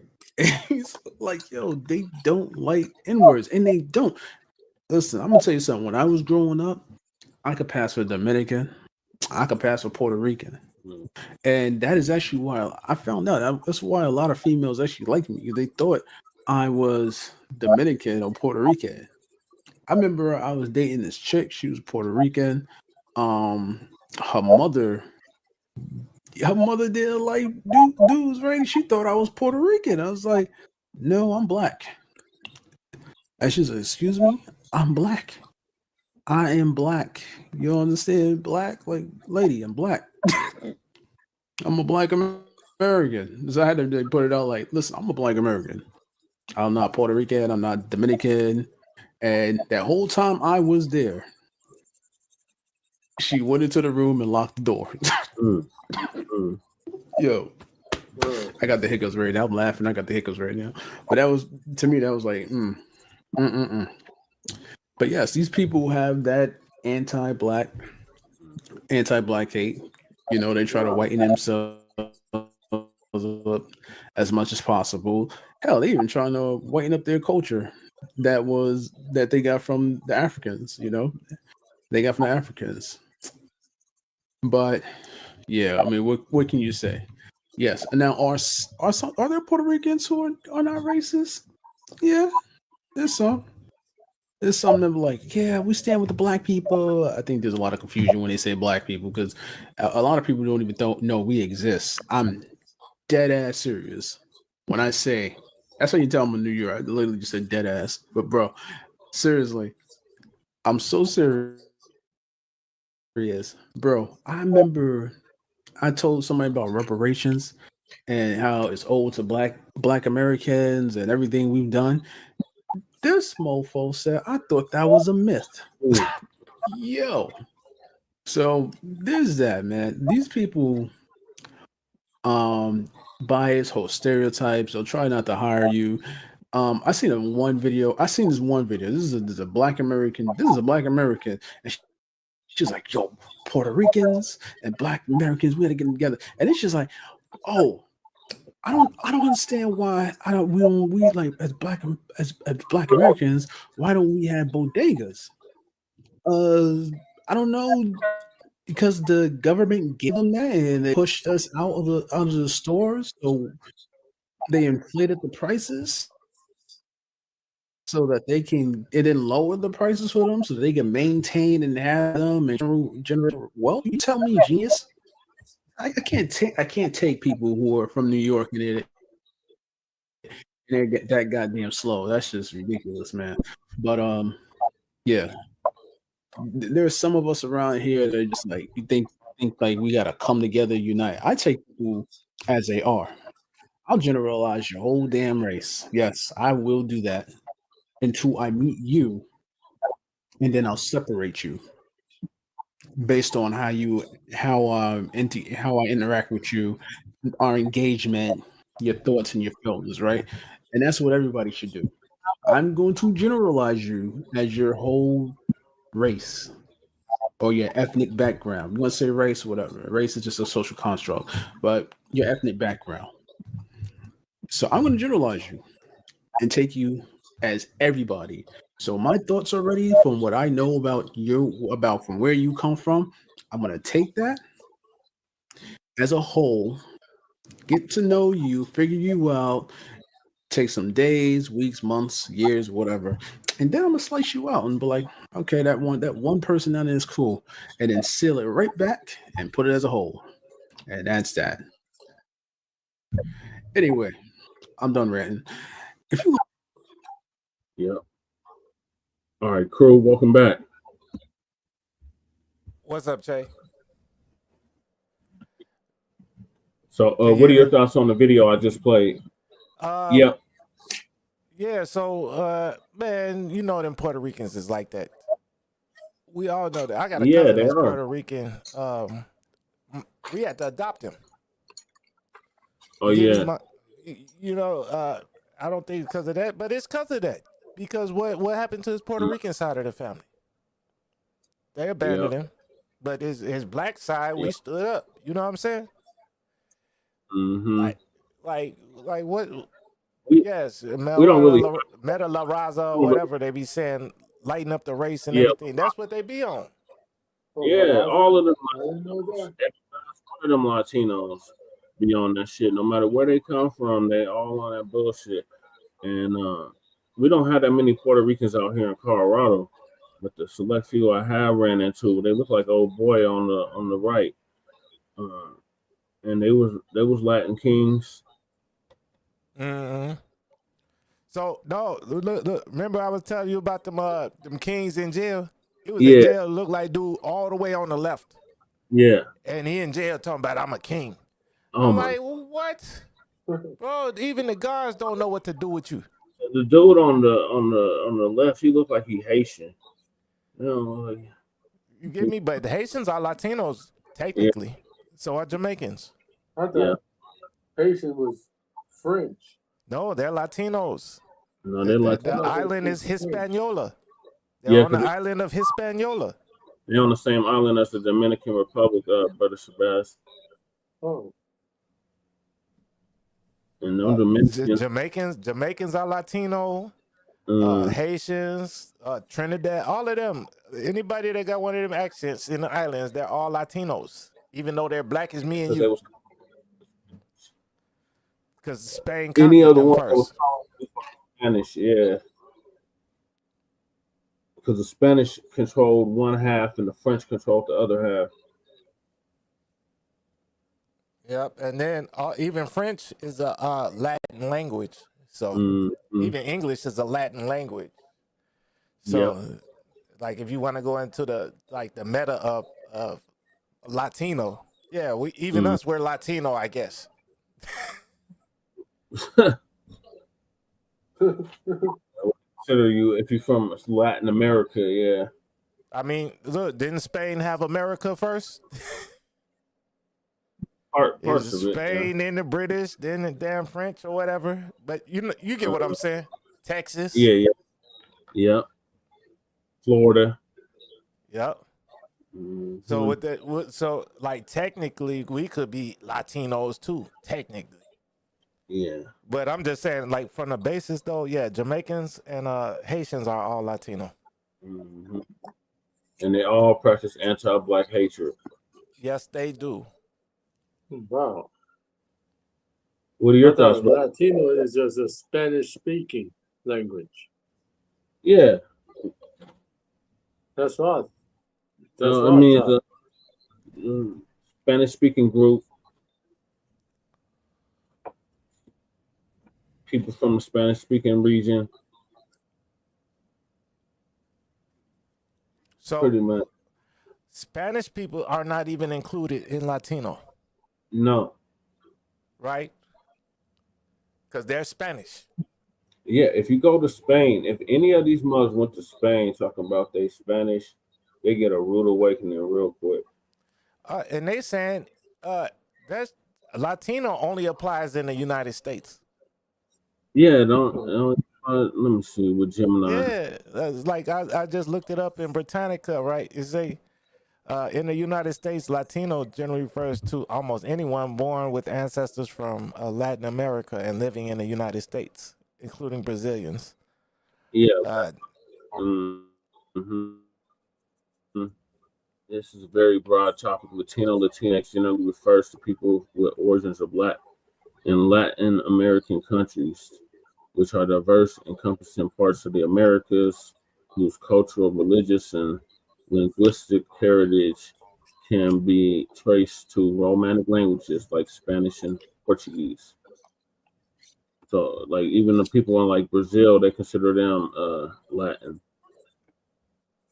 The heritage is a rich blend of Liberian cultures, that's the Spanish and the Portuguese, pre-Columbian cultures, a significant heritage of indigenous communities like the Maya, the Aztec, the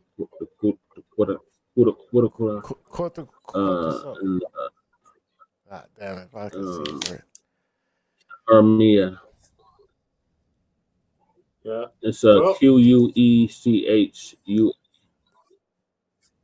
in African Sounds like cultures Cahokia brought by almost. the transatlantic slave trade. Did you Yeah, know I think there's a it is difference between Cahokia. Yeah, Cahokia. Go ahead. it's a difference between Latino and Hispanic too. Yeah, it is. Yeah. Somebody I put it just in the sent chat. the picture. Yeah, I just put it there for you. Say Hispanic is for Put people it, who have a put it in the background in a Spanish-speaking I can't country. pull it up. But they say Yeah. Latino refers to if you Right. come from a certain, like Central America, South America, and the Caribbean. But it doesn't necessarily have Yeah. to speak Spanish. Right. You get me? So Jamaica, You they just don't gotta speak come from Spanish, but it's still a Latino country, but it's not a Hispanic country. That's crazy. because British colonized it. They say a person who is Yeah, that Hispanic is. may also be Latino, but this is not always necessarily the case.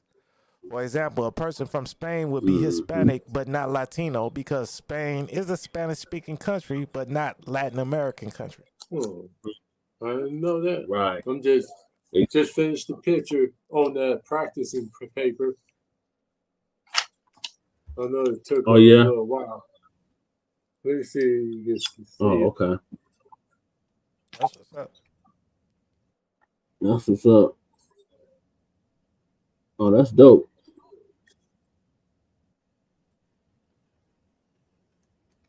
Oh, thank you. You know, brother, he draws martial artists too. Let me see it. Hold on. Where the hell is the stream? See, Che, I haven't been streaming lately, so I don't have everything, at my fingertips. Yeah, that's all good. All right, let's hear from Brother Shabazz. What are your thoughts on the video I just played? Well, I'm learning, they exposing the Can you show that drawing again? I'm sorry. Can you show that drawing again? I missed it. Well, let me see. You drawing again? I'm gonna try. Oh man, that's nice. That's real nice. Yeah, I'll try. Yeah. That's what's up. That's what's up. Hold on. Yeah, he got skill. Yeah. Keep Eve away from that. Keep Eve away from that tree. All right, so, right. You said keep Eve away from the tree. So you said you're still. I said keep Eve away from the tree. Well, we have to go through it again. Eve. Right. She ate that goddamn apple, and now we all curse. Then they made white folks like, oh man, knowledge. Oh God, that was Yaqub. Damn Yaqub, why you have to create these savages? Brother Shabazz, so you said you're still learning? Yeah, I was told that there's something. I didn't know there's racism right inside Puerto Rico. And I learned something about they just give certain job to the lighter or white Puerto Ricans in Puerto Rico. I'm like, wow. Yeah.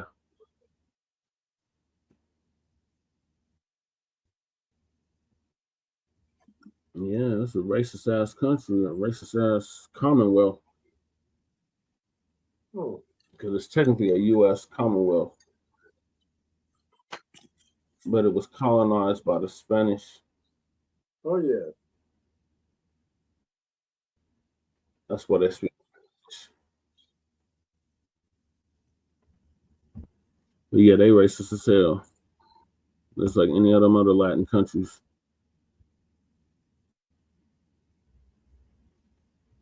All right, so I'm gonna switch. Well, not switch gears, but I'm gonna switch topics. And that is to the African Braiders.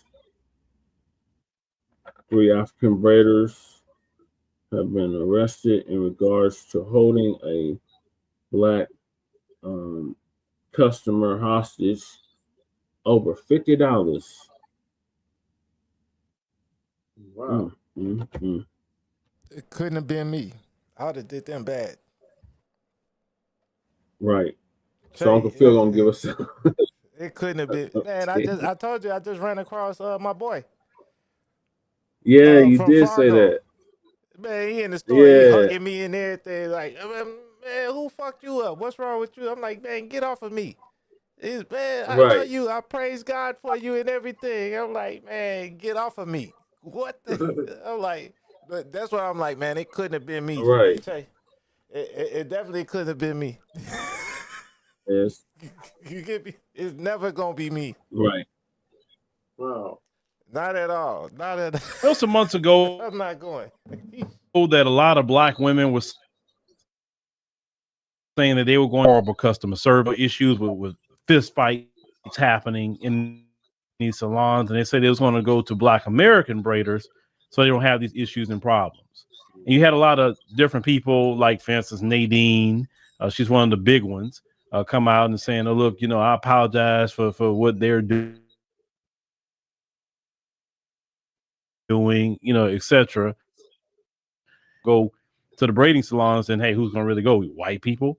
Now, fast forward, they have one in Birmingham, Alabama, Mama's Gifted Hands. And she decides to, one sister, go and make, text message thread, and you'll see this in the video.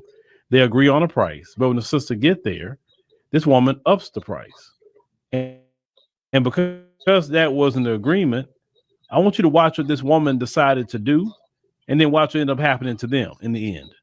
Yeah, record us. Let my hair go. I'm not leaving.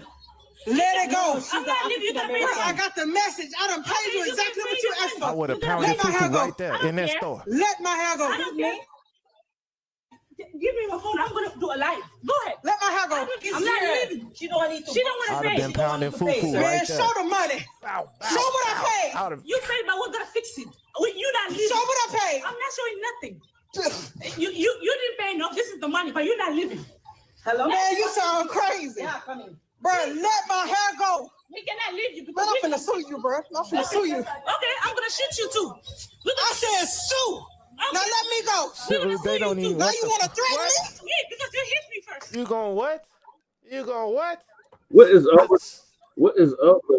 with women calling each other bruh? What is that about? What happened? Why, you know it's not gonna go if we hey Che, you know it ain't gonna go if we start calling each other. Hey sister Che, hey sister Gun. No. Hey sister Ship, that shit, they gonna look at us like moist. So what is this bruh shit? Right. Like you're not stay in your lane. Stay in your lane. Right. And that shit just never made no sense to me. Did she? Hey, but Jesse, could you see Lady Che in that store? And them Nigerians doing that? Or would it have been a scene? Former mayoral candidate has been right, that has been on the news, right?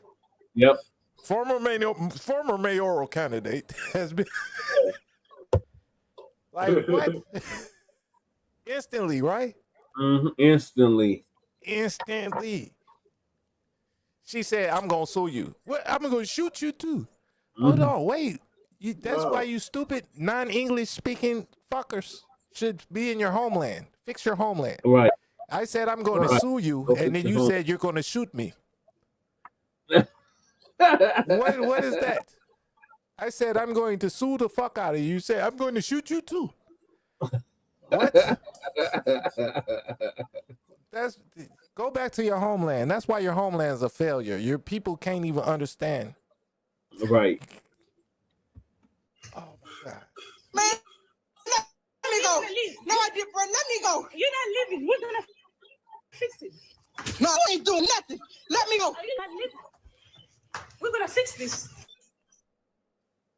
Bro, let me go. You're not living. From that point. They would have had a JetBlue holiday. Jesse. Yeah, it was an intense TikTok video. What? I didn't hear what you said, crew. What you said? They'd have had a JetBlue holiday. You know how yeah. they be playing. Sign up for JetBlue holiday. Wow, wow, wow. You get a JetBlue holiday straight up. Wow. Jesse, do you know anybody in your family that will allow that to happen?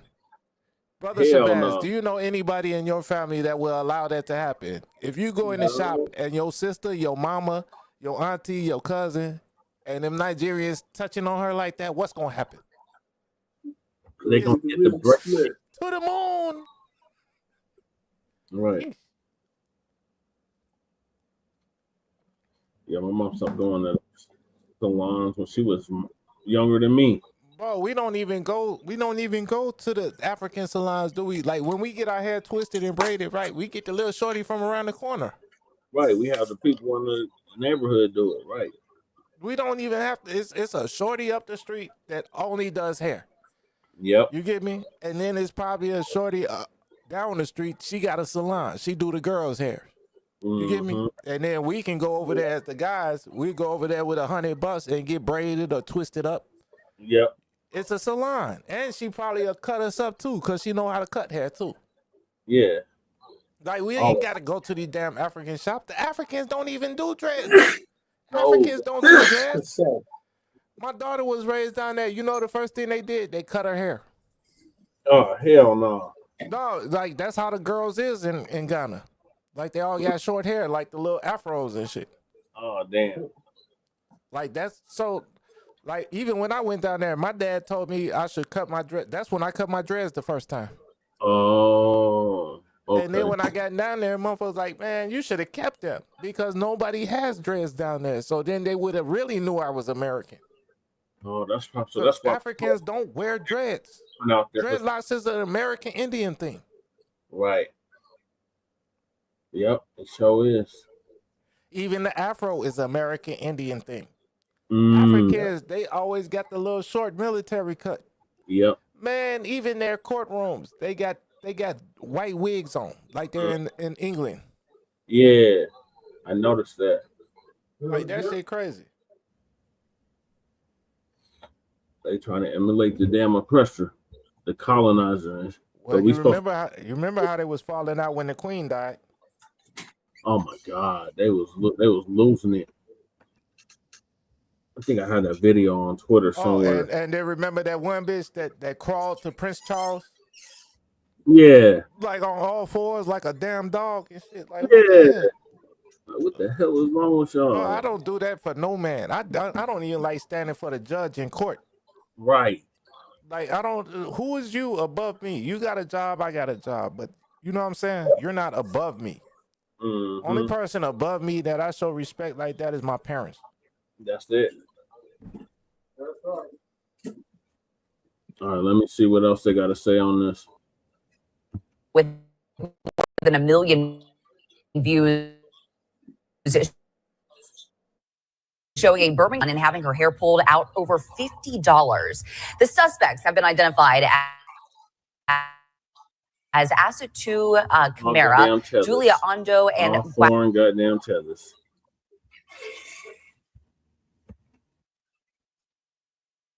Gladys Ninsinga Kumba, all of Birmingham.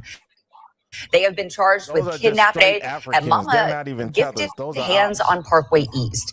Jessica Odom, the victim in this case, told WBTM 13 she texted the salon owner directly to book her appointment.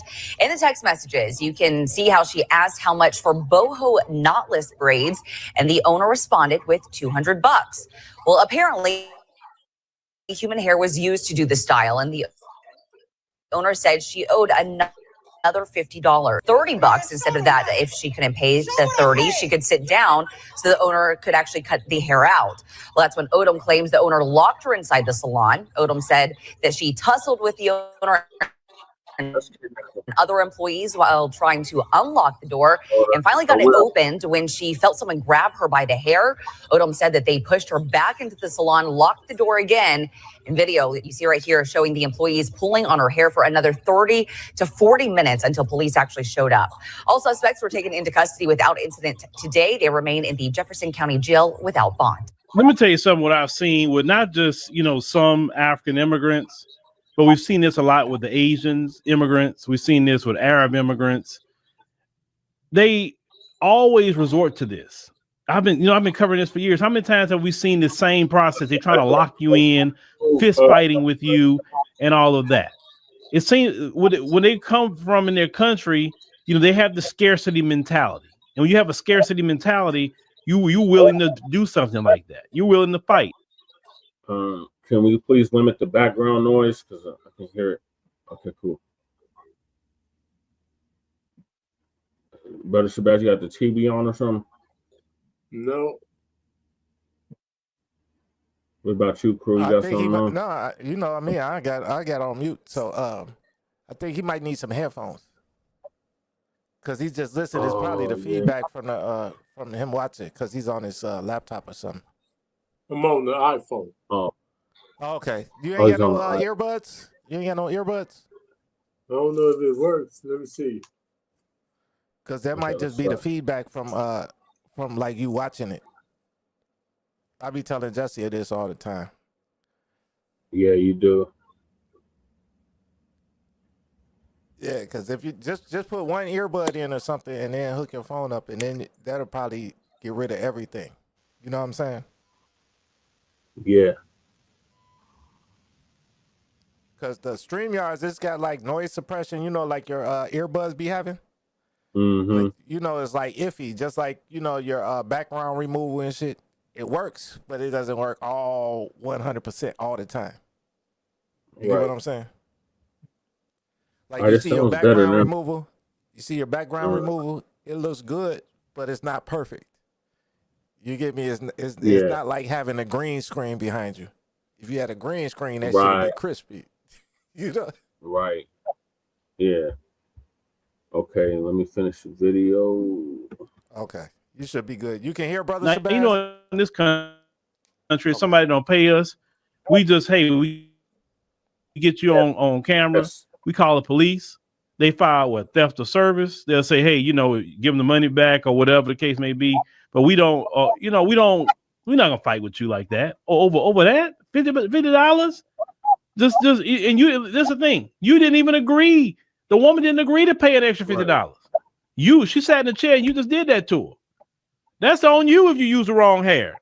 It's not on her. So that's why they got arrested. You get a kidnapping charge.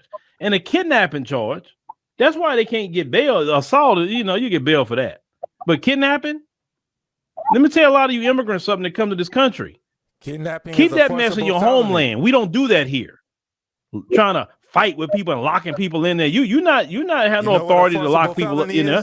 That's where the kidnapping come from. She has a right to leave. Enlighten us.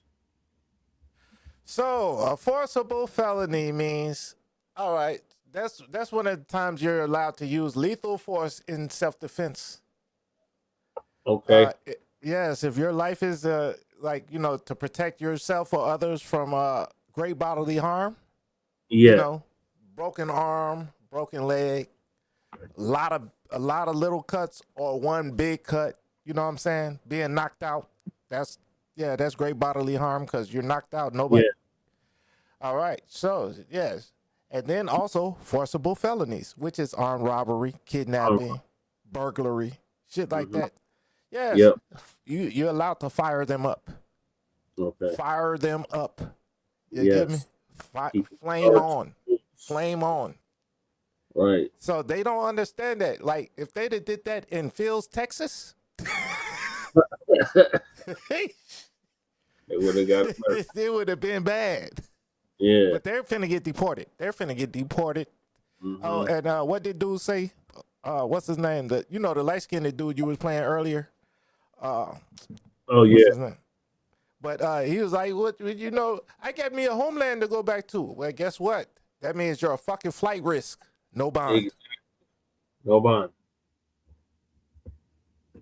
She has a right to leave. You want to call the police and file a report or something? That's one. Why do y'all get that way? If you agree to a price, you showed on camera she paid the $200. That's why y'all in jail. Yep. So what can y'all learn from this? You're not in your homeland. Now in your homeland, maybe y'all can fight like that and hold people in and keep people hostage. Maybe you can do that in your homeland. But over here, we don't do that. We don't do that here. Or you're going to go to jail. They bring those cultures over here with them. You're going to jail. Right. That's why you couldn't have me in charge of immigration. I'd be like, hey, look, whatever culture, whatever attitude you had over there, you better leave it at that airport where you left from. When you come over here, we do business a certain way. We live a certain way. We have certain customs and rules here. If I go to your homeland, it's the same thing. You have certain customs and rules there that I have to abide by. What do I look like after working all those hours braiding people trying to fist fight? Once again, bad understanding. The woman said, I'm gonna sue you. I'll shoot you too. So you sitting up there, the woman didn't even say nothing about shooting. Right. She said suing. Yep. Now y'all three dummies in jail. And on top, they're gonna be looking for a reason to try to deport you behind. So you may get you behind deported. Because you know how right now they say immigrants that's committing crimes, they want to deport you. So all three of them may get deported. Gone. And for what? For what? Holiday, $50. For putting hair in there that woman didn't agree to. And you wonder why some sister said, yeah, I'm cool on them. Because I don't see Black American braiders in videos like this on a constant. Don't see that. Oh, the barber don't do that. We don't see that. Huh? That's not how we get down. The barber don't do that, right? You get a fade, you get this. Well, let's see what happens in this case. Kidnapping. All right, then fine. Have your extra money, the extra 20 for the assault. razor. But that kidnapping charge is the worst charge ever that she just picked up. Gonna know before he puts it on you. Now, what was the Pan Africanism in this video? Yeah, because when Black Americans talk about delineation, put your name on a list, you can't come back here, and they say, yeah, we just delineate. Oh, y'all being xenophobic. Oh, we are brothers, we are sisters. We are no different. The police pull you over, they pull me over. They're not gonna know the difference. Where was the Pan Africanism then? What was the sisterly love then? There was no sisterly love at that moment. Hold nobody hair and everything for $50. And once again, you in the wrong. You in the wrong. She had to pay you nothing but the $200 that y'all agreed to. Right. But I don't know, man. Like I said, I just really see them possibly being deported for this because Trump looking for any crime. Yeah, they're getting deported. What did you say, Crew? They're getting deported. They're definitely they're gonna get deported. Like the immigrant commits, and he ready to get him out of here. And technically, he can. If you commit a crime, they can deport you. I'm trying to see, do we pay for them to be in jail first? Do we pay for them to be in jail first and punish them and then deport them? Because I'm thinking jail time first, then deport them. Like make them serve their sentence. Yeah, and that's deport more than them. likely what's going. Because if they get deported now, they'll still probably have some money and shit. No, let them sit in jail for that damn 10 years for kidnapping and then deport their ass when they broke and everybody forgot about their ass. Now I go back to Nigeria, broke as hell, because you wanted to fuck with an American. Right. In America. Exactly. With $50. Here go 10 years and send you back to your homeland since you like it so much. Now go do that in your homeland. Yeah. Where the president got signs talking about stop pooping in the streets. That's the presidential campaign. Lord have mercy. Damn. What are your thoughts, Brother Shabazz? Oh, he got to switch his mic. Damn, since he put his headphones on, his mic might not be on. Flip the switch on your microphone. Right. Okay. There he is. What are All your right, thoughts, you know. Brother Shabazz? Wow, that lady is crazy. Gonna hold her hostage for adding the $50 that they didn't even agree on. Right. I mean, that's deceit. If she gonna add it up. She should let her know from in the front. Right, up front, right.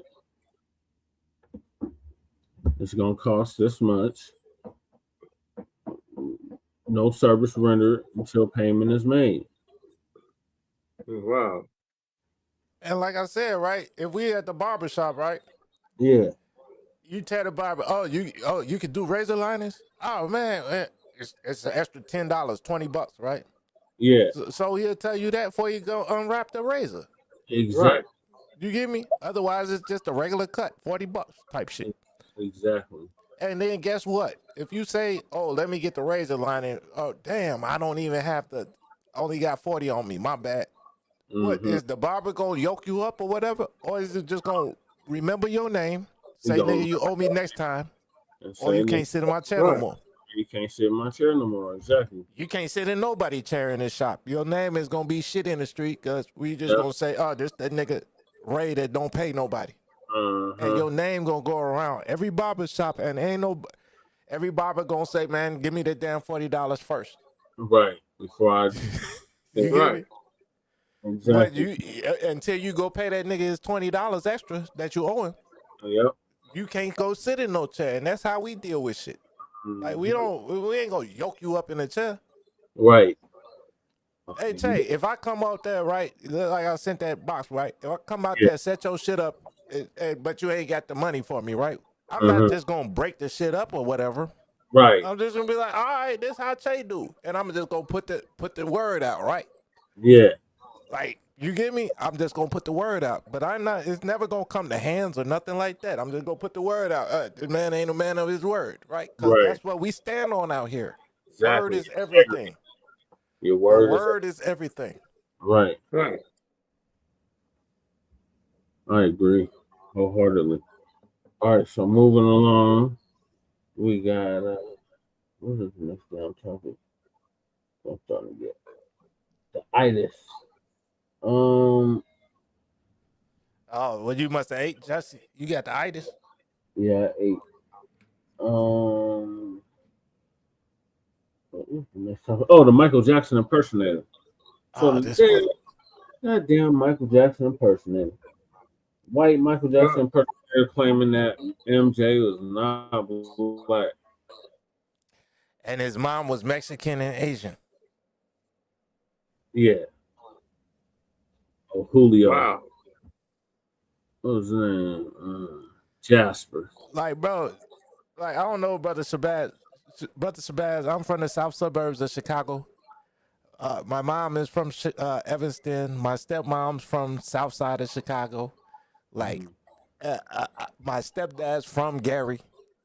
Like, we know Michael. Like, Michael, he's like right up the road from us.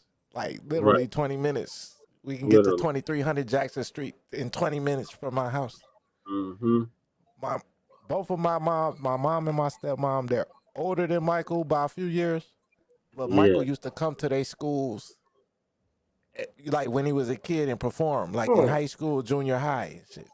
So for this asshat to say Michael is not black and tell us about our story, and you're like, who are you? You get it's like, who are you to tell us Michael is not black? It's a direct insult. That's a complete insult. The whole Jackson family is FBA royalty. So to say that Michael Jackson's not black, then you trying to say his whole family ain't black. And then for him to say that Jafar, he should have played instead of Jafar. Yeah, so the movie's coming out. Oh, yeah. So the new... my nephew's going to play me instead of your ass that think I'm not black. Yeah, so the Michael Jackson biopic is coming out next year around the same time that Sinners came out this year. And this dude that calls himself, he's a Michael Jackson impersonator. Or he tried to say he is Michael Jackson. He auditioned for the part or reached out for the part to audition. And the family was like, no, we already got somebody to play the part, his nephew. So this mug got all in his feelings and got on TikTok or whatever, talking about Michael Jackson not black and Kathleen is Asian and Mexican. And I look more like Michael than his own nephew. Like, man, get the fuck out my face, bro. I'm sorry for cussing Brother Shabazz, but you know. That's okay. Yeah. You good.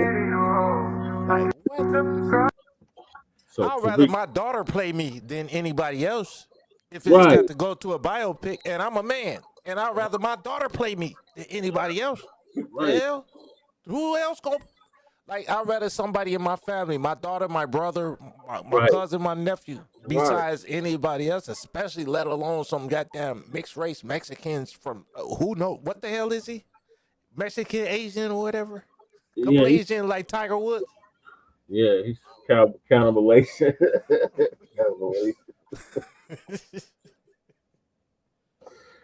So Tariq gonna give us an update on this madness.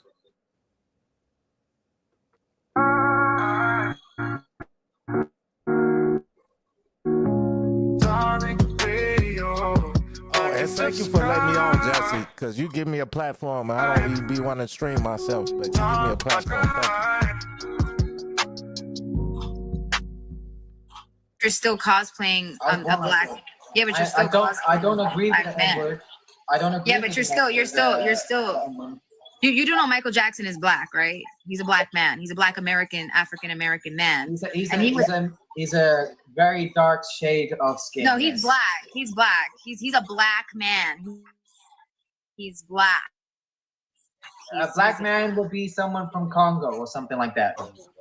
No, he's not from Congo. What? Yes, Catherine is half Hispanic and she's half Japanese. Ooh, shit, that's crazy. Wow. Yeah. Okay. So Michael Jackson literally. Okay, you want me to show you interviews where Michael Jackson? Have great hair. How do you think they have great hair? Great hair. Wait. Black people have bad hair. There's no such thing as bad hair. We don't have bad hair. There is. What is bad hair? Grow hair like that. Oh no, I've seen black women grow hair like mine, longer. It's probably a wig. No, it's not a wig, Fabio. No. I know black girls who literally have hair like. It doesn't matter. It's not about that. It's about how Michael is. Michael is mixed with a lot of races. He's not just black. He's black. Yes, a lot of shades of different mix. Do I am realistic. Like Michael Jackson also mixed with other races, right? So that doesn't make you fully Indian. But you have to put in whatever your ancestry was. Wait, but Michael was black though. He was definitely black. He's dark skinned. He's a black man. He's got the fro. He's got the. He honestly more brown than black, to be honest. Hold on, let me take that filter off. Y'all know this Michael Jackson impersonator, that Fabio quote Jackson unquote. He changed his last name to Jackson. I don't know if he did it legally, but that's his stage name, Fabio Jackson. We've been talking about him for the past few weeks. This is a white Michael Jackson impersonator. He's white Hispanic or something like that. I don't know where he's from. But he always goes viral because he is Michael Jackson. There was a video some years back that went viral of him and his chick. They're walking, looked like, I don't know if it was Vegas somewhere, I don't know where they were. And there was another Michael Jackson impersonator So this Fabio guy walks up, looking at him, crossing his arm like in approval, as if the impersonator is impersonating him. And everybody's like, okay, why is he acting like he's Michael damn Jackson? Right. Yeah. And there was another recent video of this damn Fabio dude looking at the trailer for the Michael Jackson movie, the movie that's coming out next year, a big budget biopic about Michael Jackson, and it has Michael's nephew playing Michael. So Fabio is looking at the trailer. He's doing a live stream looking at the trailer, and he's looking kind of like in disapproval, like this doesn't portray him the way he needs to be portrayed. He's like looking at it as if he has to give it a nod of approval. People are like, dude, you're not Michael damn Jackson. Sit your ass down. Yeah, this dude, man, he's more delusional than I thought. When you dig into the rabbit hole of this guy, he went and got a bunch of plastic surgery to look like Michael. Then he tries to sing and dance. He can't sing or dance a lick. So I don't know if he can really make money acting like, because he can't sing or dance literally a lick. He's horrible. He just fixed his face to look like Michael Jackson. And I saw an interview where he did, and that went viral too. He was like, well, not an interview, but a stream. Like, I'm not trying to look, this is what I look like. Michael skin looks like mine. It's not the other way around. I got a nose job, but not to look like Michael. I just got a nose job, but the rest of my face looks like me. He was almost saying that Michael fixed himself to look like him.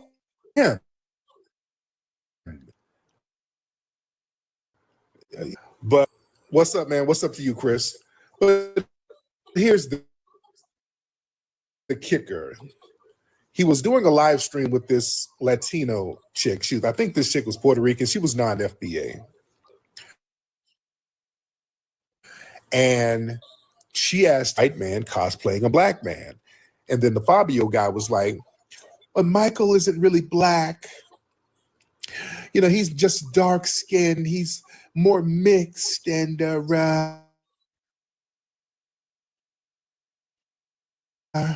thing.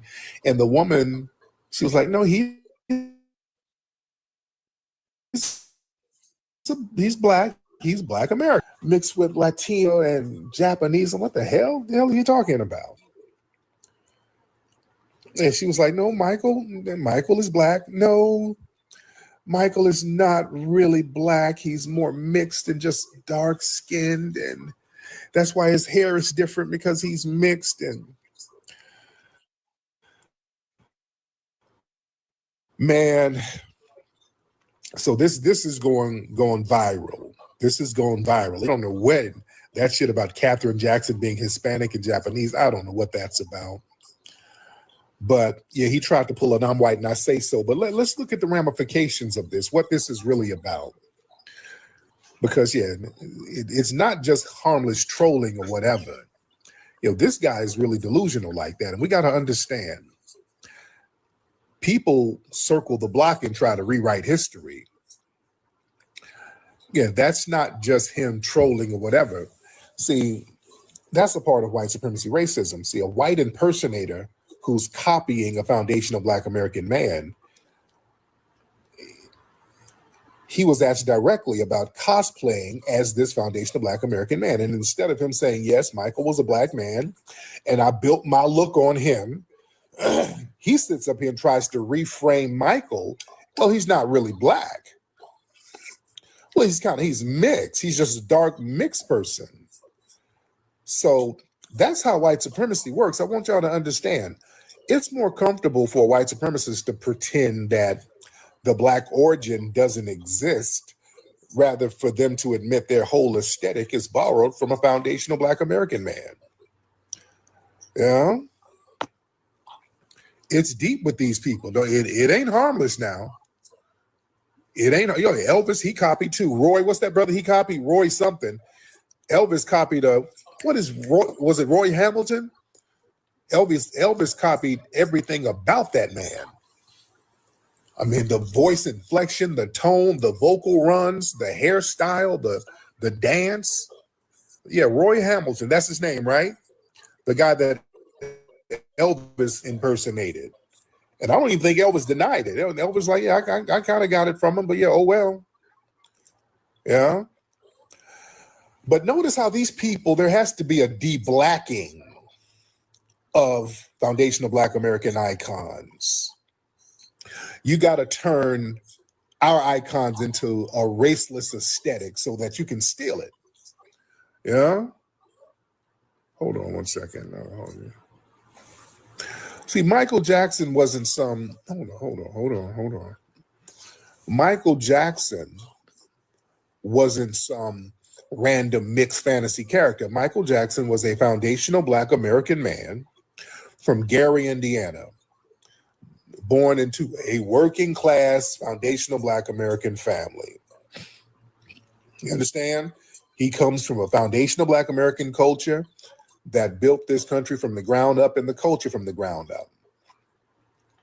So this Fabio guy, he can try to dodge the racial question by trying to pretend that Michael Jackson's identity is just a look, rather than a Black life shaped by foundational Black American culture. See, the white supremacist culture, they love doing that trick. They like to reduce a Black icon into a vague, almost a raceless aesthetic and say, well, look, anybody can be this. So that opens the door for a white man to surgically chase Michael Jackson's later features while acting like he's not imitating the Black man at all. Yeah. And let's be very clear. Michael told you exactly who he was. Michael Jackson. Remember that interview he did with Oprah? Remember that? Michael was like, I am a Black American. Notice he didn't say African American. Michael said, I am a Black American. Yeah, they're part Native too. Yeah, they got Native American ancestry too, but he's Black. That ties into what you are as a foundational Black American. But he told you exactly who he was. He repeatedly affirmed his Blackness. You know, because they would use the pale skin and the surgery to say he left his race. He's like, no, I might look lighter or whatever, this vitiligo and all that stuff, but no, I'm still Black now. Oh yeah, I'm still Black. I'm Blackity Black. I'm a Black American. I'm very proud of being a Black American. You know? When he went up there to Harlem, when he was going in on Tommy Mottola and those guys, he told the crowd, he went to Harlem, said, hey, look, I'm Black. I know I'm Black. Yeah. So this Fabio dude trying to play the whole Michael is mixed and not Black. No. See, these people, they feel like they have to control our lineage. It's always these people trying to tell us what the hell we are after we explicitly tell them what we are lineage-wise. We tell people, we don't have no bones about it. We tell them who we are, and they feel like they have a desire to remix it. This is why when we tell people we're foundational Black American, well, no, y'all Yoruba, y'all Igbo, you West African. No, we're telling you who we are. It's not the other way around. Oh yeah, that story about Madonna. Yeah, Madonna. Oh, he hated Madonna. Oh, Michael hated Madonna. Oh, Michael hated her ass because it was like they were kind of going out on a date, and she was like, "Yeah, well, let me tell you this: we ain't going to Disneyland or some shit like that." He's like, "Bitch, I didn't tell you I wanted to go to no damn Disneyland." I'm sorry. Bitch, I didn't say I wanted to go to Disneyland. Michael snapped. They had some secret recordings of Michael, and Michael was going off on her. She's a witch. I can't stand her. She wanted to take me to a strip club, and there was bisexuals. Michael wasn't with that moist shit either, by the way. Michael snapped. He's like, yeah, there were men kissing. I ain't with that shit. Oh, Michael hated Madonna. Oh, he couldn't stand her ass. Oh, he couldn't stand her. But listen, Michael was very pro-black. Let's get this straight about our brother. Michael was pro-black. Very, very pro-black. That's why Michael, listen. Michael, when he bought the Beatles publishing and he bought that publishing from Sony, remember, we've talked about it many, many times before. It wasn't just the Beatles publishing. He got half of everybody's publishing because he bought the publishing from Sony. So he had a piece of everybody's publishing. I'm talking about Eminem, Mariah Carey. I mean, everybody. He had a piece of their publishing. That was a big-ass deal that he did. And Paul McCartney was kind of upset with him. I remember Dion Cole, he did an interview on Drink Champs. Did y'all see that? Because Dion Cole was real cool with Paul McCartney. And Paul McCartney, basically, he said, you know, after Michael bought that publishing, he wanted Michael to give him a little bump, just kind of let him hold something. Like, you know, because Paul McCartney told Michael, hey, our publishing is up for sale. Michael's like, for real? And Michael, when McCartney felt like Michael should have gave him something, Michael was like, no, this is business. Michael didn't give him shit, and I don't blame him. Michael did them just like they do us. Michael didn't give him shit. Michael kept it gangster. Michael was like, no, the cash is mine. Your publishing's mine. Michael didn't give him nothing. As you should. You don't get what you giving them something for. Michael did them like they do us. Michael didn't give them shit. I don't blame him.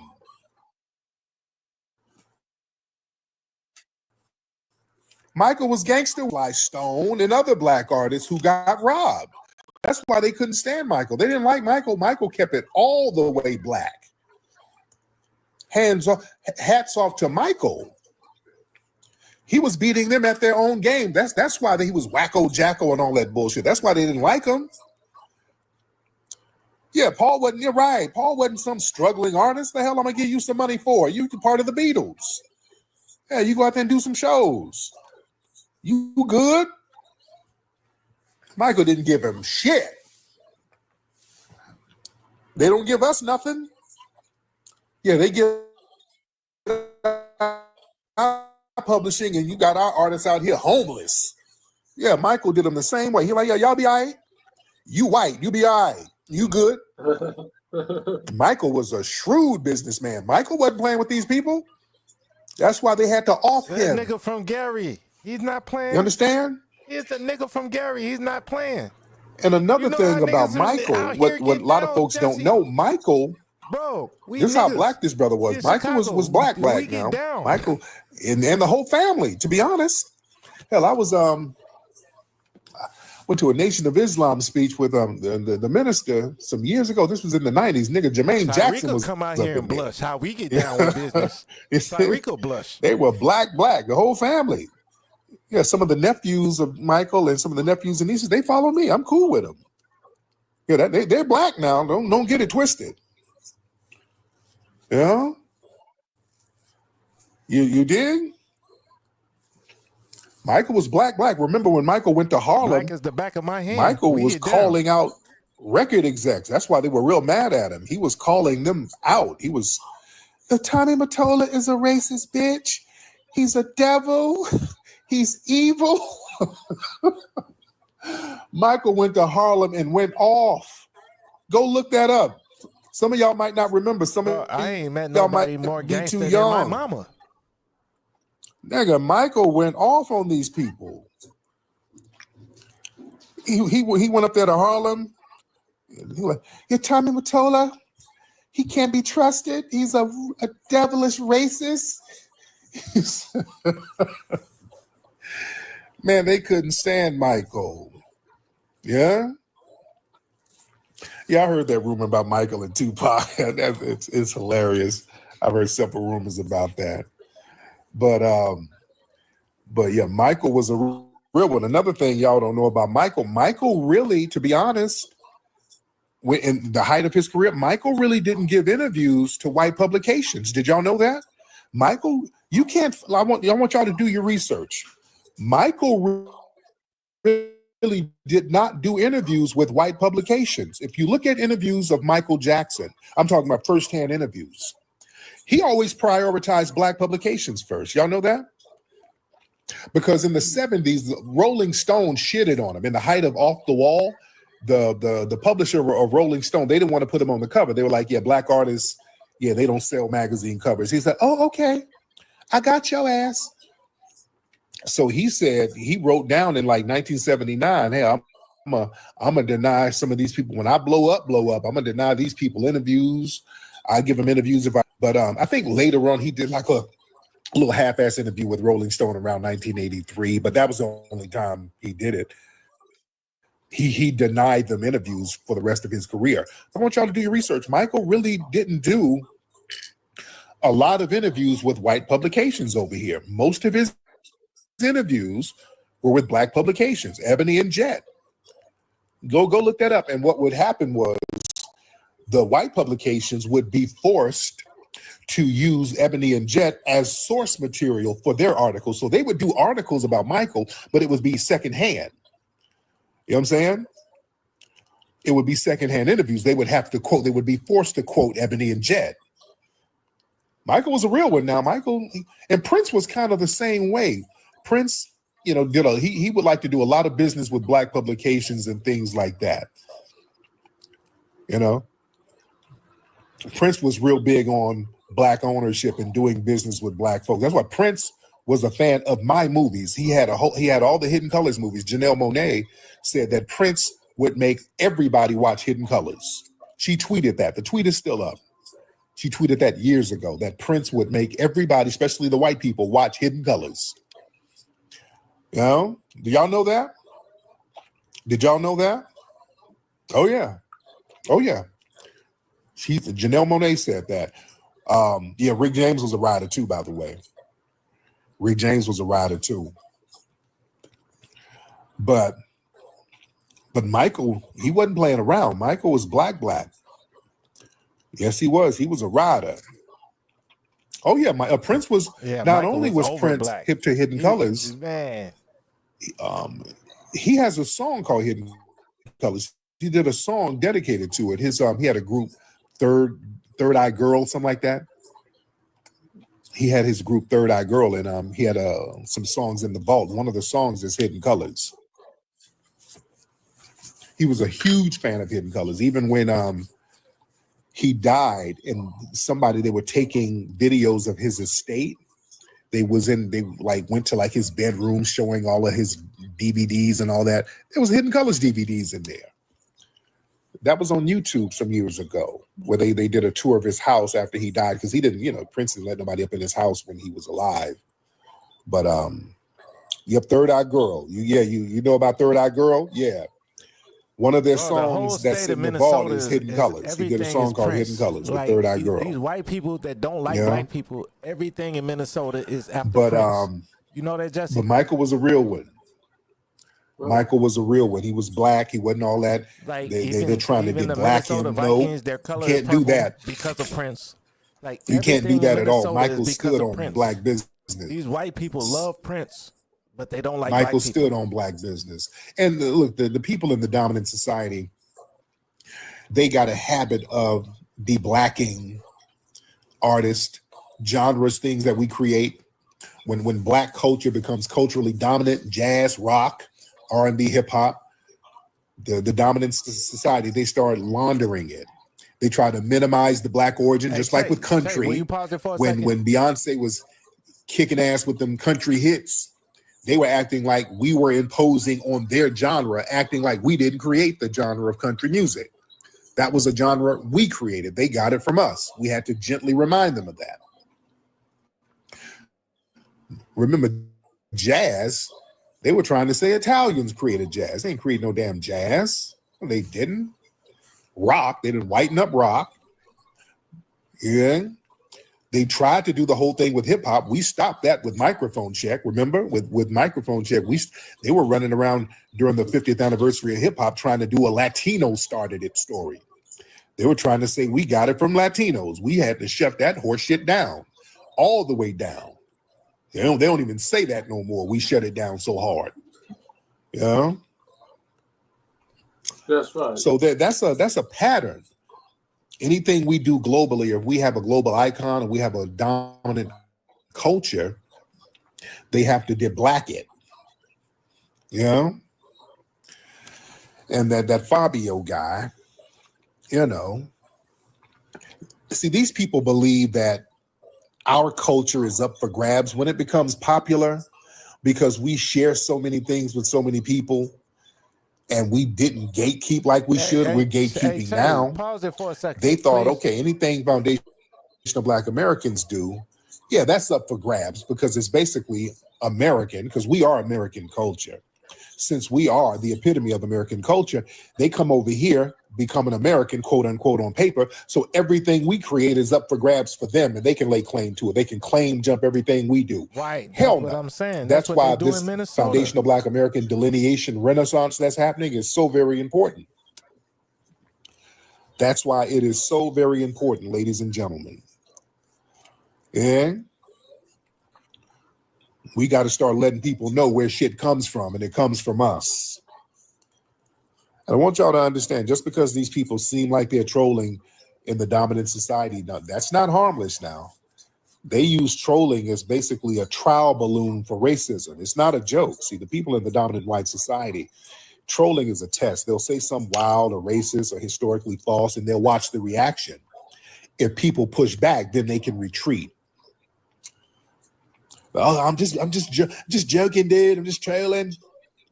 If people don't push back, then they've successfully shifted the window and they've normalized a lie or racist idea. That's not harmless.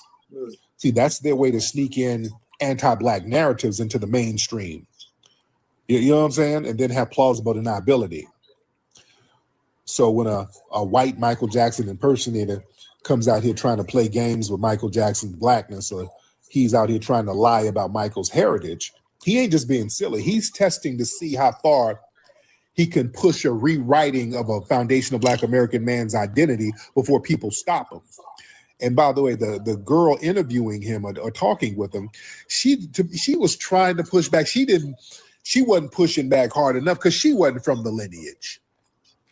To me, she was softballing a little bit too much. They needed to have one of us up there on his ass. Oh, that shit would have got shut all the way down. You understand? Yeah, let us get on there with his ass saying that bullshit so we can wipe the floor with him real quick. Shit, she was a little too soft with him for me. No, shut him down. Shut that bullshit down. Come on now, no. Don't softball with this dude. Up here just saying horse shit. Right. You know? That has to be shut down. She was trying, well, now Michael's Black American. Ma'am, no, we needed some FBA sisters up there. Like Halo or somebody going up there on his ass. To just wipe him up real quick and just salute, bro, to let him know, hey, you ain't about to say none of this nonsense. You know, you ain't about to say this stuff. You know? For real. But understand, all that trolling, remember, Jim Crow started off as trolling. That started off as a white supremacist. As a cartoon. Basically wearing blackface and dancing and being goofy, imitating caricatures of Black people. There was a man named Thomas D. Rice who was mocking a blackface routine and doing exaggerated movements and fake dialect and clownish behavior. He's doing that to a white audience. It was entertainment. But that caricature set the tone. Yeah? So it turned us into a joke. It turned us into a stereotype.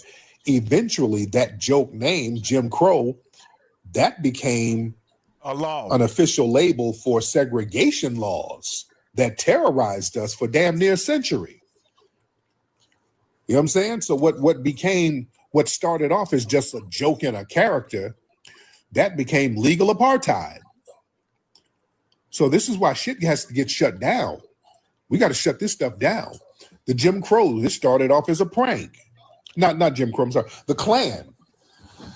the Klan started off as a prank. They were going to prank black people. So white supremacists are going to act like ghosts and put on these hoods I'm and glad you go better, around Matt. scaring black people. That started off as a prank, a social club of these We need all our Confederates soldiers. doing night rides and stunts to scare freed black people. Then the Klan turned into You a know the damn night riders out terrorist there. organization. We got to knock them off their bikes. Yeah. Right. But that whole trolling thing, that's the first step in stealing legacy. You got a white Michael Jackson impersonator gets on live just casually saying stuff like, well, Michael wasn't really black. His mom was mixed with Latina and Japanese. Yeah, right. So he's trying to reshape reality.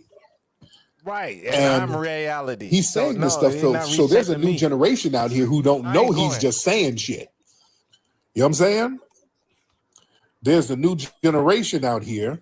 I am not going. Who don't know that this man is just running his damn mouth. Now we know, we grew up with the Jacksons. All right. I'll be in we these know streets. that's horse crap. We know. Yeah. Look at Myron. So a new generation might not know that. That's And Myron that's what they're Gaines doing getting it for. kissed They're by that putting white those boy. lies out there, I mean, hoping that it doesn't get corrected. What's his name? So that a new generation will start believing that stuff. Abdullah or something. So trolls, man, that harmless so-called trolling, it lays down talking points for future races and future That's what they culture said vultures. with the German chancellor. A lot of too, times right? trolls say certain things They that start sound with very the- silly at with- first, but with down the the line, insults and it everything. Then when becomes the insults ammo get for a on the lot of news, serious people. Then now the people start falling You in know? on you. So years later, you have We YouTubers, can't let these lies bloggers, go. We gotta act like the Jews.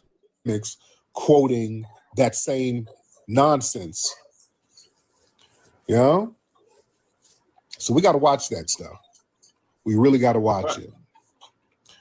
But again, like I said, our brother Michael was a for real rider. Michael wasn't playing around. Michael stood on black business. I can't wait till the movie comes out. You know, yeah, the trailer looks good. It's always the And, Michaels. you know, and we're the not going to Micahs. have these low-key Michael white tea Jo- supremacists Michael trying Jordan, to rewrite Micah history Johnson. over here. All the good writers. We got a lot of people in here. Shout out to everybody in here. Hit them hearts, guys. Everybody tap the Micah screen and hit the Johnson was a hearts. great What's up, writer, brother too. Leo? Y'all hit the hearts, man.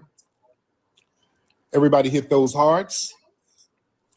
Myron Hit those Gaines hearts, write on white ladies and people. gentlemen. Everybody hit those hearts because we in here. Let's get up to Myron Gaines 500,000 writes on white hearts, people's ladies and gentlemen. Gentlemen. And yeah, I miss Michael and Prince, man. Really, really miss them. Legends. From the the Midwest, game right? is Right? rough From the without those Midwest. brothers. Michael and All Prince right. from the Midwest. All right, let me get The some real folks in writers, here. the El Black Boogie, Miss El Americans. Boogie, hop on in. Oh, hello. El Boogie. Okay, did you go? Did she sleep? You hear Oh, her Lord. snoring? She's snoring. Oh Lord, listen, some of y'all, I don't know. Y'all try to come in here and hang with us. Y'all got to go to work in the morning. That might be Tyree's dog. You though. know you got to get up at 6 o'clock, and y'all come in and try to hang with the big dogs, I got to get up and at then 6 fall o'clock right in the asleep in evening. here. All right, Lord, y'all. Some of these people, you know what they do? They use me as comfort. I think my voice soothes them, so they listen to me, and I relax them, and then they doze ASMR. off and go to damn sleep. Let me see. El Boogie up I'm here. not sleeping, Tariq. How you doing? What's up, man? Who is this? B Money. What's up, B Money? ASMR. What's up? I called you before under another account. I'm the magician guy. Oh, I you're the called black you about- magician. The black magician. How you doing, Yeah, brother? I'm the black magician. How you been, bro? I'm good, man. How are you? Good. I know you're talking about FBA business here. I just really want to ask another question, not pertaining to that, but just pertaining to business. Are you up for that? Yeah. Go ahead. Yeah, Listen. I won't be long-winded. I wanted to know if I'm trying to get into business with entertainment, but I told you about the magic, and I've been picking up a little momentum. Okay. How do you think I can gear it so it'll be more FBA oriented? I noticed here, I'm in Atlanta. and the Magicians Club is predominantly white, and I've been getting invited to more white events. I won't say white, but yeah, I'm not getting. I want to be pushed more in the Black community. I don't know why that's happening. Now let me ask you: do you have a YouTube channel? Because we need to see some of your magic, Tree. Do you have a YouTube? No, I don't. Okay, there you go. You got to get out there, man. You got to get your name out there, man. You got to get active on social media. You got to get active on YouTube. You got to have videos and stuff out there, man. And again, like I said, if you want to make your stuff Black oriented, do some Black magic. Make somebody baby mama disappear, some shit like that. Do some Black magic. That's how you do should. Some Black. That's how you can magic. market Really yourself, play that Black up. Magic. That's a perfect marketing. Black magic. Go get some FBA crab legs and magic. make them levitate or some shit. Do some Black shit. That's we're gonna do that. But get a YouTube channel. You got to get a YouTube channel. All right, get a YouTube turn ramens channel. into macaroni. And do some, tailor your magic around Black shit. Make a Nissan Altima levitate. Do some Black shit. Yeah. Hey, Black magic. Let me turn Just, the ramen noodles just into get it mac and popping. cheese. You get me? Yeah. Shout out to Turn that. ramen Brother. noodles into mac and cheese. All right. Oh God. Okay. Somebody said fry some chicken without oil. Do that. Do some magic. Make a picture of Kool-Aid turn upside down and it don't spill out. That's the magic I want to see. Do some Black shit. Do that. All right. Okay. Let me see who we got. Okay. Let me see. Okay, everybody raise your hand. What's up, Danielle Barber? Let's get Danielle in here. Danielle look like she works for an Brother insurance Tay, are company. you there? Danielle Barber, hop on in, beloved. Brother Sebastian, can you hey. hear me? I didn't think I would get on. I can hear you. Okay. We'll get on camera. Let's see what's going on with you. Let's see if I Where's can. Tay Now, I at? ain't gonna lie, I'm looking a little crusty. Where's Tay? Right. Where's Middle of the Brother night, Tay? it's all Jesse. And I just got hit save. There you go. There you go. you What's ain't up, fall love? asleep. Hey, I know. I'm looking crusty. I got my robe on. It's all I got good. started. It's I'm all getting great. Cause he playing the video, but we supposed to respond to the video, right? What city you in? What city you in? I'm in Oakland, California. Keeping it 100, I'm in Alameda, which is a bridge. It's like It's not over. It's not over. Okay, no, I thought you It's gonna still play the like whole thing and then we'll 10 minutes. respond. Okay, no, I didn't know if Yeah. you was there or you fell asleep. Man, I be streaming with you all the time, man. Just asking. Yeah, I know. All right. Appreciate it. All right, so we're gonna respond after the a video's little over. island, but it's 10 minutes away from Oakland, so I'm in the Bay Area. There you go. There it is. How you doing, dear? I'm good. I'm excited. I just, for one, my husband put me on to you. I'm long-winded traditionally, but my husband be like, wrap it up. So, and I know you want to land that plane, but Yes. he put me on to you, and I'd say like the first two videos, honestly, I was like, man, I don't know about this brother. He seemed like he's kind of creating a divide, but about that third, fourth video, I realized you was really just reciprocating the energy, That's what I was checking. and you show respect to, Black immigrants who show you respect. I'm glad that you are putting a terminology or just educating us, and letting us, giving us a terminology, because it didn't make sense, they'd have these Black or quote unquote Black Americans who were against reparations, and it didn't make sense to me, Yeah. And, I'm nervous, so It's all good. It's all good. But, and these people weren't even from the lineage in the first right, place. and with you, and like I said, my husband, he's been, we listen to you every day, Yeah. and Where's the hubby now? Where is he now? he's here, he's getting some food. Okay. He just got off work, so The hardworking brother. I love that. Where's hubby? He's in there. Hold on. Let me say hi to hubby real quick. Tariq Nasheed. What's up, Playboy? That's not Tariq. This is me. You playing? Yeah. What's up, big player? Man, you the man. Man, respect to you, man. How y'all doing over there, brother? Man, we doing great. What you eat this time of night, brother? Man, I ain't even ate yet. I think she made some burritos or something. Burritos. Okay, good. You Danielle, you made burritos for him? Yes, sir. Good. And we got to come to the museum. Y'all got to. Yes, we got an event coming up on December 20th. So y'all come on down, man. I would love to have y'all down. Man, you are the man. I've been listening to all your stuff. All your documentaries, everything. Man, I appreciate that, man. Now, where y'all from originally? Y'all family from Texas or Louisiana? No, well, my family's from Texas and Louisiana. He's from Kentucky. Yeah, I'm from Kentucky, from Paducah. It's named after an Indian chief. Oh, cool. How long it's right there. It's right there by Nashville, Tennessee, kind of. Oh, okay. How long your family been up there in the Bay? Well, I mean, my family has been in the Bay since like the 50s. Yeah. He just with the 80s, huh? Okay, there it is. I moved to California in '85, kind of like you. Like I came out here in like '85 from the South. Yeah, I came in '87. Yeah, I came out here in '87. Yes, and then I came up to Berkeley. I got a football scholarship to Berkeley in '91. Oh, cool. There it is. But thank y'all so much, fam. Thank y'all, family. Lovely couple. Respect to them. Y'all got to come to the museum. Nice FBA couple. Love that. She had that food waiting on them, coming home off work. I love that. She had that food waiting on them. Love it. That's what my wife be doing. Even if she have an attitude. It's in the microwave. Man, or she get mad if I didn't bring food. Like if I go down by the museum, because if I go down to the museum, because we live out here in Chatsworth, if I go down to the museum, if I don't bring food, she's like, nigga, you out there with all the good food and didn't bring shit? So she get mad if I don't bring anything from out there, from out in LA.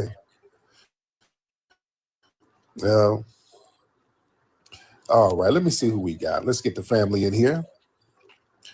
We got a lot of folks in here. We got a lot of people in here. Let's get King Vincent. Let's try. I'm going to just throw some names up. I'm going to just hit random buttons and get random names, man. Miss PD. So if it's on your spirit to talk, it's on your spirit to talk. Miss PD? Are you frying fish? What does that sound, dear? Miss PD. Miss PD, are you frying catfish nuggets? Oh no, I'm sorry. I'm in the shower. How you doing? I'm good. You didn't mean to hit the button? No, I didn't mean to hit the button, but I'm from New Orleans, Louisiana. It's funny you say catfish. Yeah, it sounds like you're there frying fish. Okay. I'm sorry, I just got off work. How you doing? I'm good. Okay, well, dry yourself off. I don't want your titty to hit the phone. Okay, let's go. Oh, no, sir. Okay. Oh, yes. Okay, well, I'm going to let you dry off here. Let you dry off. Okay. Walking around and trying to shave herself. And okay, I don't want her to misstep. Now, who's this person snoring? Hold on. Somebody's over here snoring. Let me get her out of here. She fell asleep. All right. Let me get some more people in here. Let me get a lot of folks in here. Shout out to everybody in here. Y'all share the space and hit that like. Oh, we got 137,000.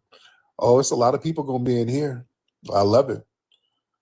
137,000. I love it. Lizzie Blanco. Yo, Lizzie Blanco, what's happening? All right.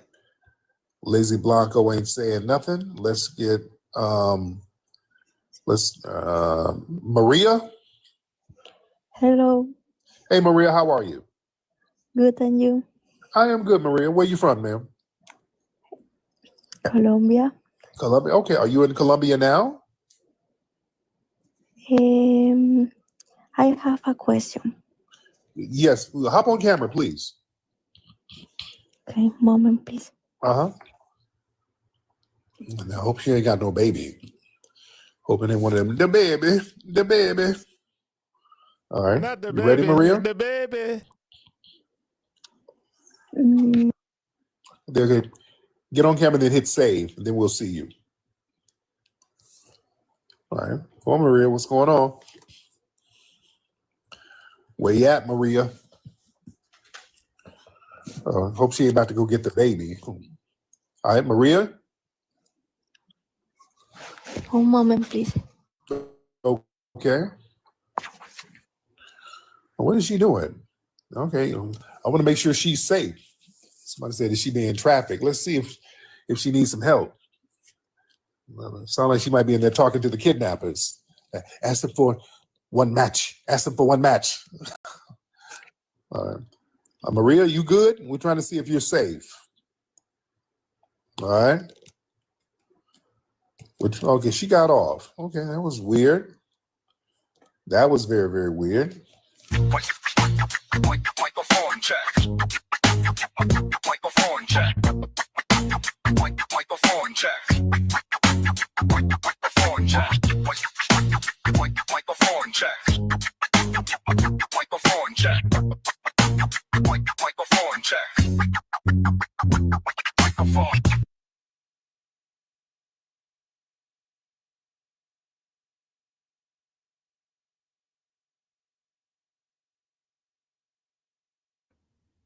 All right. Crew, you still with me? Nigga, I'm always here. Oh, okay. I see Brother Shabazz had to go. Appreciate him coming, staying up with us. Oh, he gone? Yeah. What are your thoughts on the Jackson Impersonator? So I already said that. I think next time play that at like 1.25 speed. Okay. You get me? So we don't, because we just gonna speed through it. Because we all probably watched this shit anyway. Yeah. So like, but yeah, no, that like I was telling you earlier, my mom and my stepmom, both of them was raised on Michael Jackson and the Jackson 5. Like I'm from Chicago. These people are right up the road. And for this ass hat to say that Michael is not black. Right. What I'm finna go tell you, oh, Lady J ain't black neither. And I'm gonna drive to Denver and tell you that your girl ain't black. What the hell is that? Like that's the most insulting thing in the world. I'm gonna tell you your mama ain't black. Hey Jay, your mama's Mexican.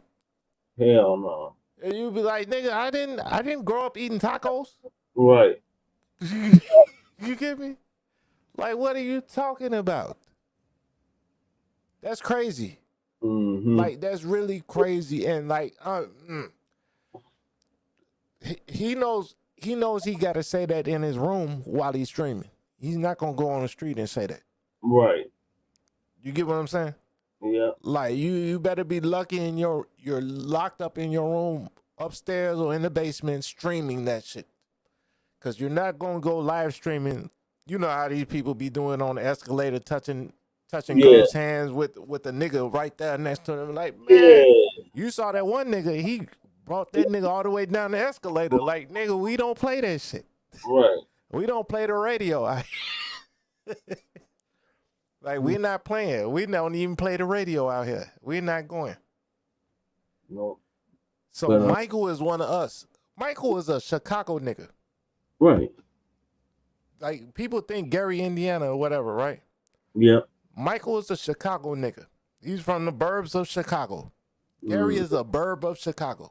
Yeah, it is. You get me? Same niggas in Chicago is the same niggas in Gary. Yep. And we don't play that shit. We'll go fishing, we go hunting, and we don't play that shit. The reason, all right. So Jesse, you know the reason they say we fled the South, right? Yeah. You know the reason a lot of us are up here?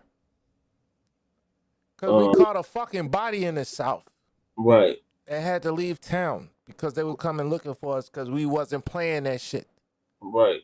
So we had to leave town. So a lot of us up north, Chicago, Detroit, New York, we're them guys. Yep. We descend from them guys. Right. And we still go back down south. Because they down south, they be like, man, don't let me call Ray from Chicago down here. Right. You get me? Yep. And I'm sure everybody in the South got them stories. Don't let me call Uncle Ray from up north. He'll come down here and set everything straight. Right. You get me? Yep. Don't let me. Oh, my God. They don't understand that? Right. Jay, That's what. look. Why you in Denver, bro? Denver is where the Klan started. You Yeah. hear me? So Yep. now, if you and your daddy can be in there where the Klan started, y'all cut from a different cloth. Right. Y'all went and y'all went over there and said, okay, they here, and I'm here. So what? So what? Exactly. Try it. Try it. Exactly. That's exactly what he would say too. So as for this Michael Jackson fuck boy, Yeah. man, fuck him and his family.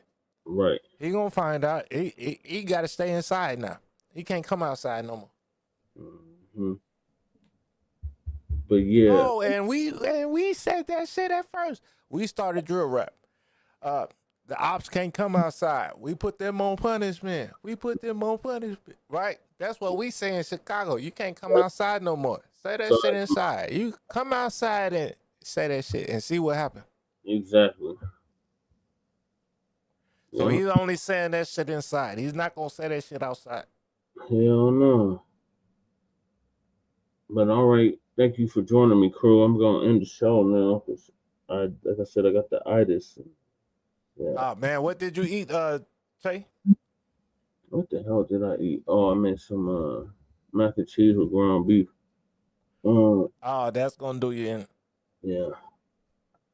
Yeah. I'm glad you didn't say Lady Tay, but no, that's for the adult show. Anyway, Right. just play. I'm at the Black house. She's at the doll house. Yeah. Just me and the cats, the B1 kitties. Hey, well, thank you for having me on the show. Well, is it a show or is it a broadcast? It's a show. I mean, we got episodes, so it's a show. Yeah, I don't want you cussing me out like TBA. Yeah, I don't really care. You lie. You lie. It's not a show. Or a show. But the way we set it up was like a show. So. Yeah, I'm not gonna hold you. I do appreciate you having me on though, because I do need content too. But I don't be wanting to go live myself. You know what I'm saying? Yeah. But I will. I'll call you if I got to use some of this content for my channel. Okay, cool. And I appreciate you. Doing better, Mac. I was wondering where you was at. So I appreciate you coming. Yeah, he said he good now. I'm gonna try to fix my transmission. I might be able to come see you by Christmas, bro. Oh shit. Let's get it done. Yeah. I gotta do a 1-2 solenoid. It's like a 3-hour job, but it would cost like $1,000 if I take it to the shop. Damn. But I could do it in my driveway in like 3 hours. Okay. You know, I build computers so I can fix a car, I guess. You know what I'm saying? Wouldn't you do that, Jesse? Yep. Instead of paying $1,000 to a shop? Yep. Oh, and also, I'm on that fuck the African shops. Yeah. Fuck the Jamaican shops. Yep. I'm talking about even like jerk chicken, right? Yeah. There's a place by me. It's called Wings Galore. It's in Park Forest. It's one in Calumet City. I think they got 3 locations, but they got jerk Phillies, and it's Black American owned. Wow. It's called Wings Galore in Wings Chicago. Galore. Just Google it. Okay. It's called Wings Galore. It's FBA owned. Well, that's what's up. So I'd rather get. I told the lady, like, her son owns the store, right? Yeah. But the mama is there.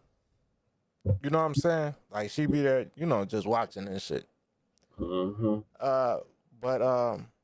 Yeah, I was like, man, even though it took so long, I'm like, I'd rather come back here than have these foreigners cook my food. Right. You get kangaroo tail instead of oxtail. Mm. And I know you heard about that, right? Yeah, didn't you share the video with me earlier? Yeah, they be sending kangaroo tail instead of oxtail. Yeah. Because it's $12 a pack instead of $30 a pack. Wow. It's like, no, I don't, a wombat? I don't feel like. Right.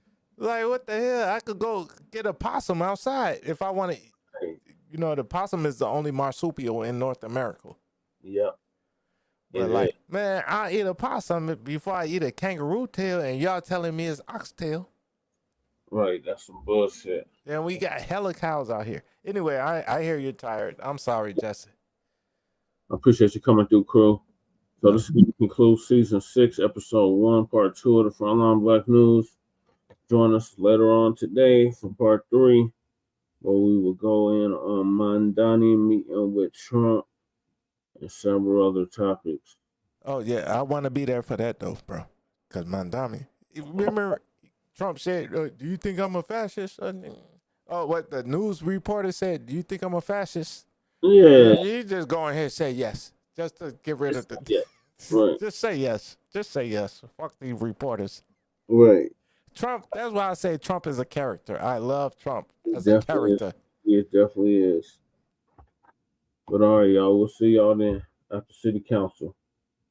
So peace, love, light, reparations and separations and delineations and black empowerment. Chan Krummer signing out from the Mile High Income and the Legal Migrant for the City. Peace.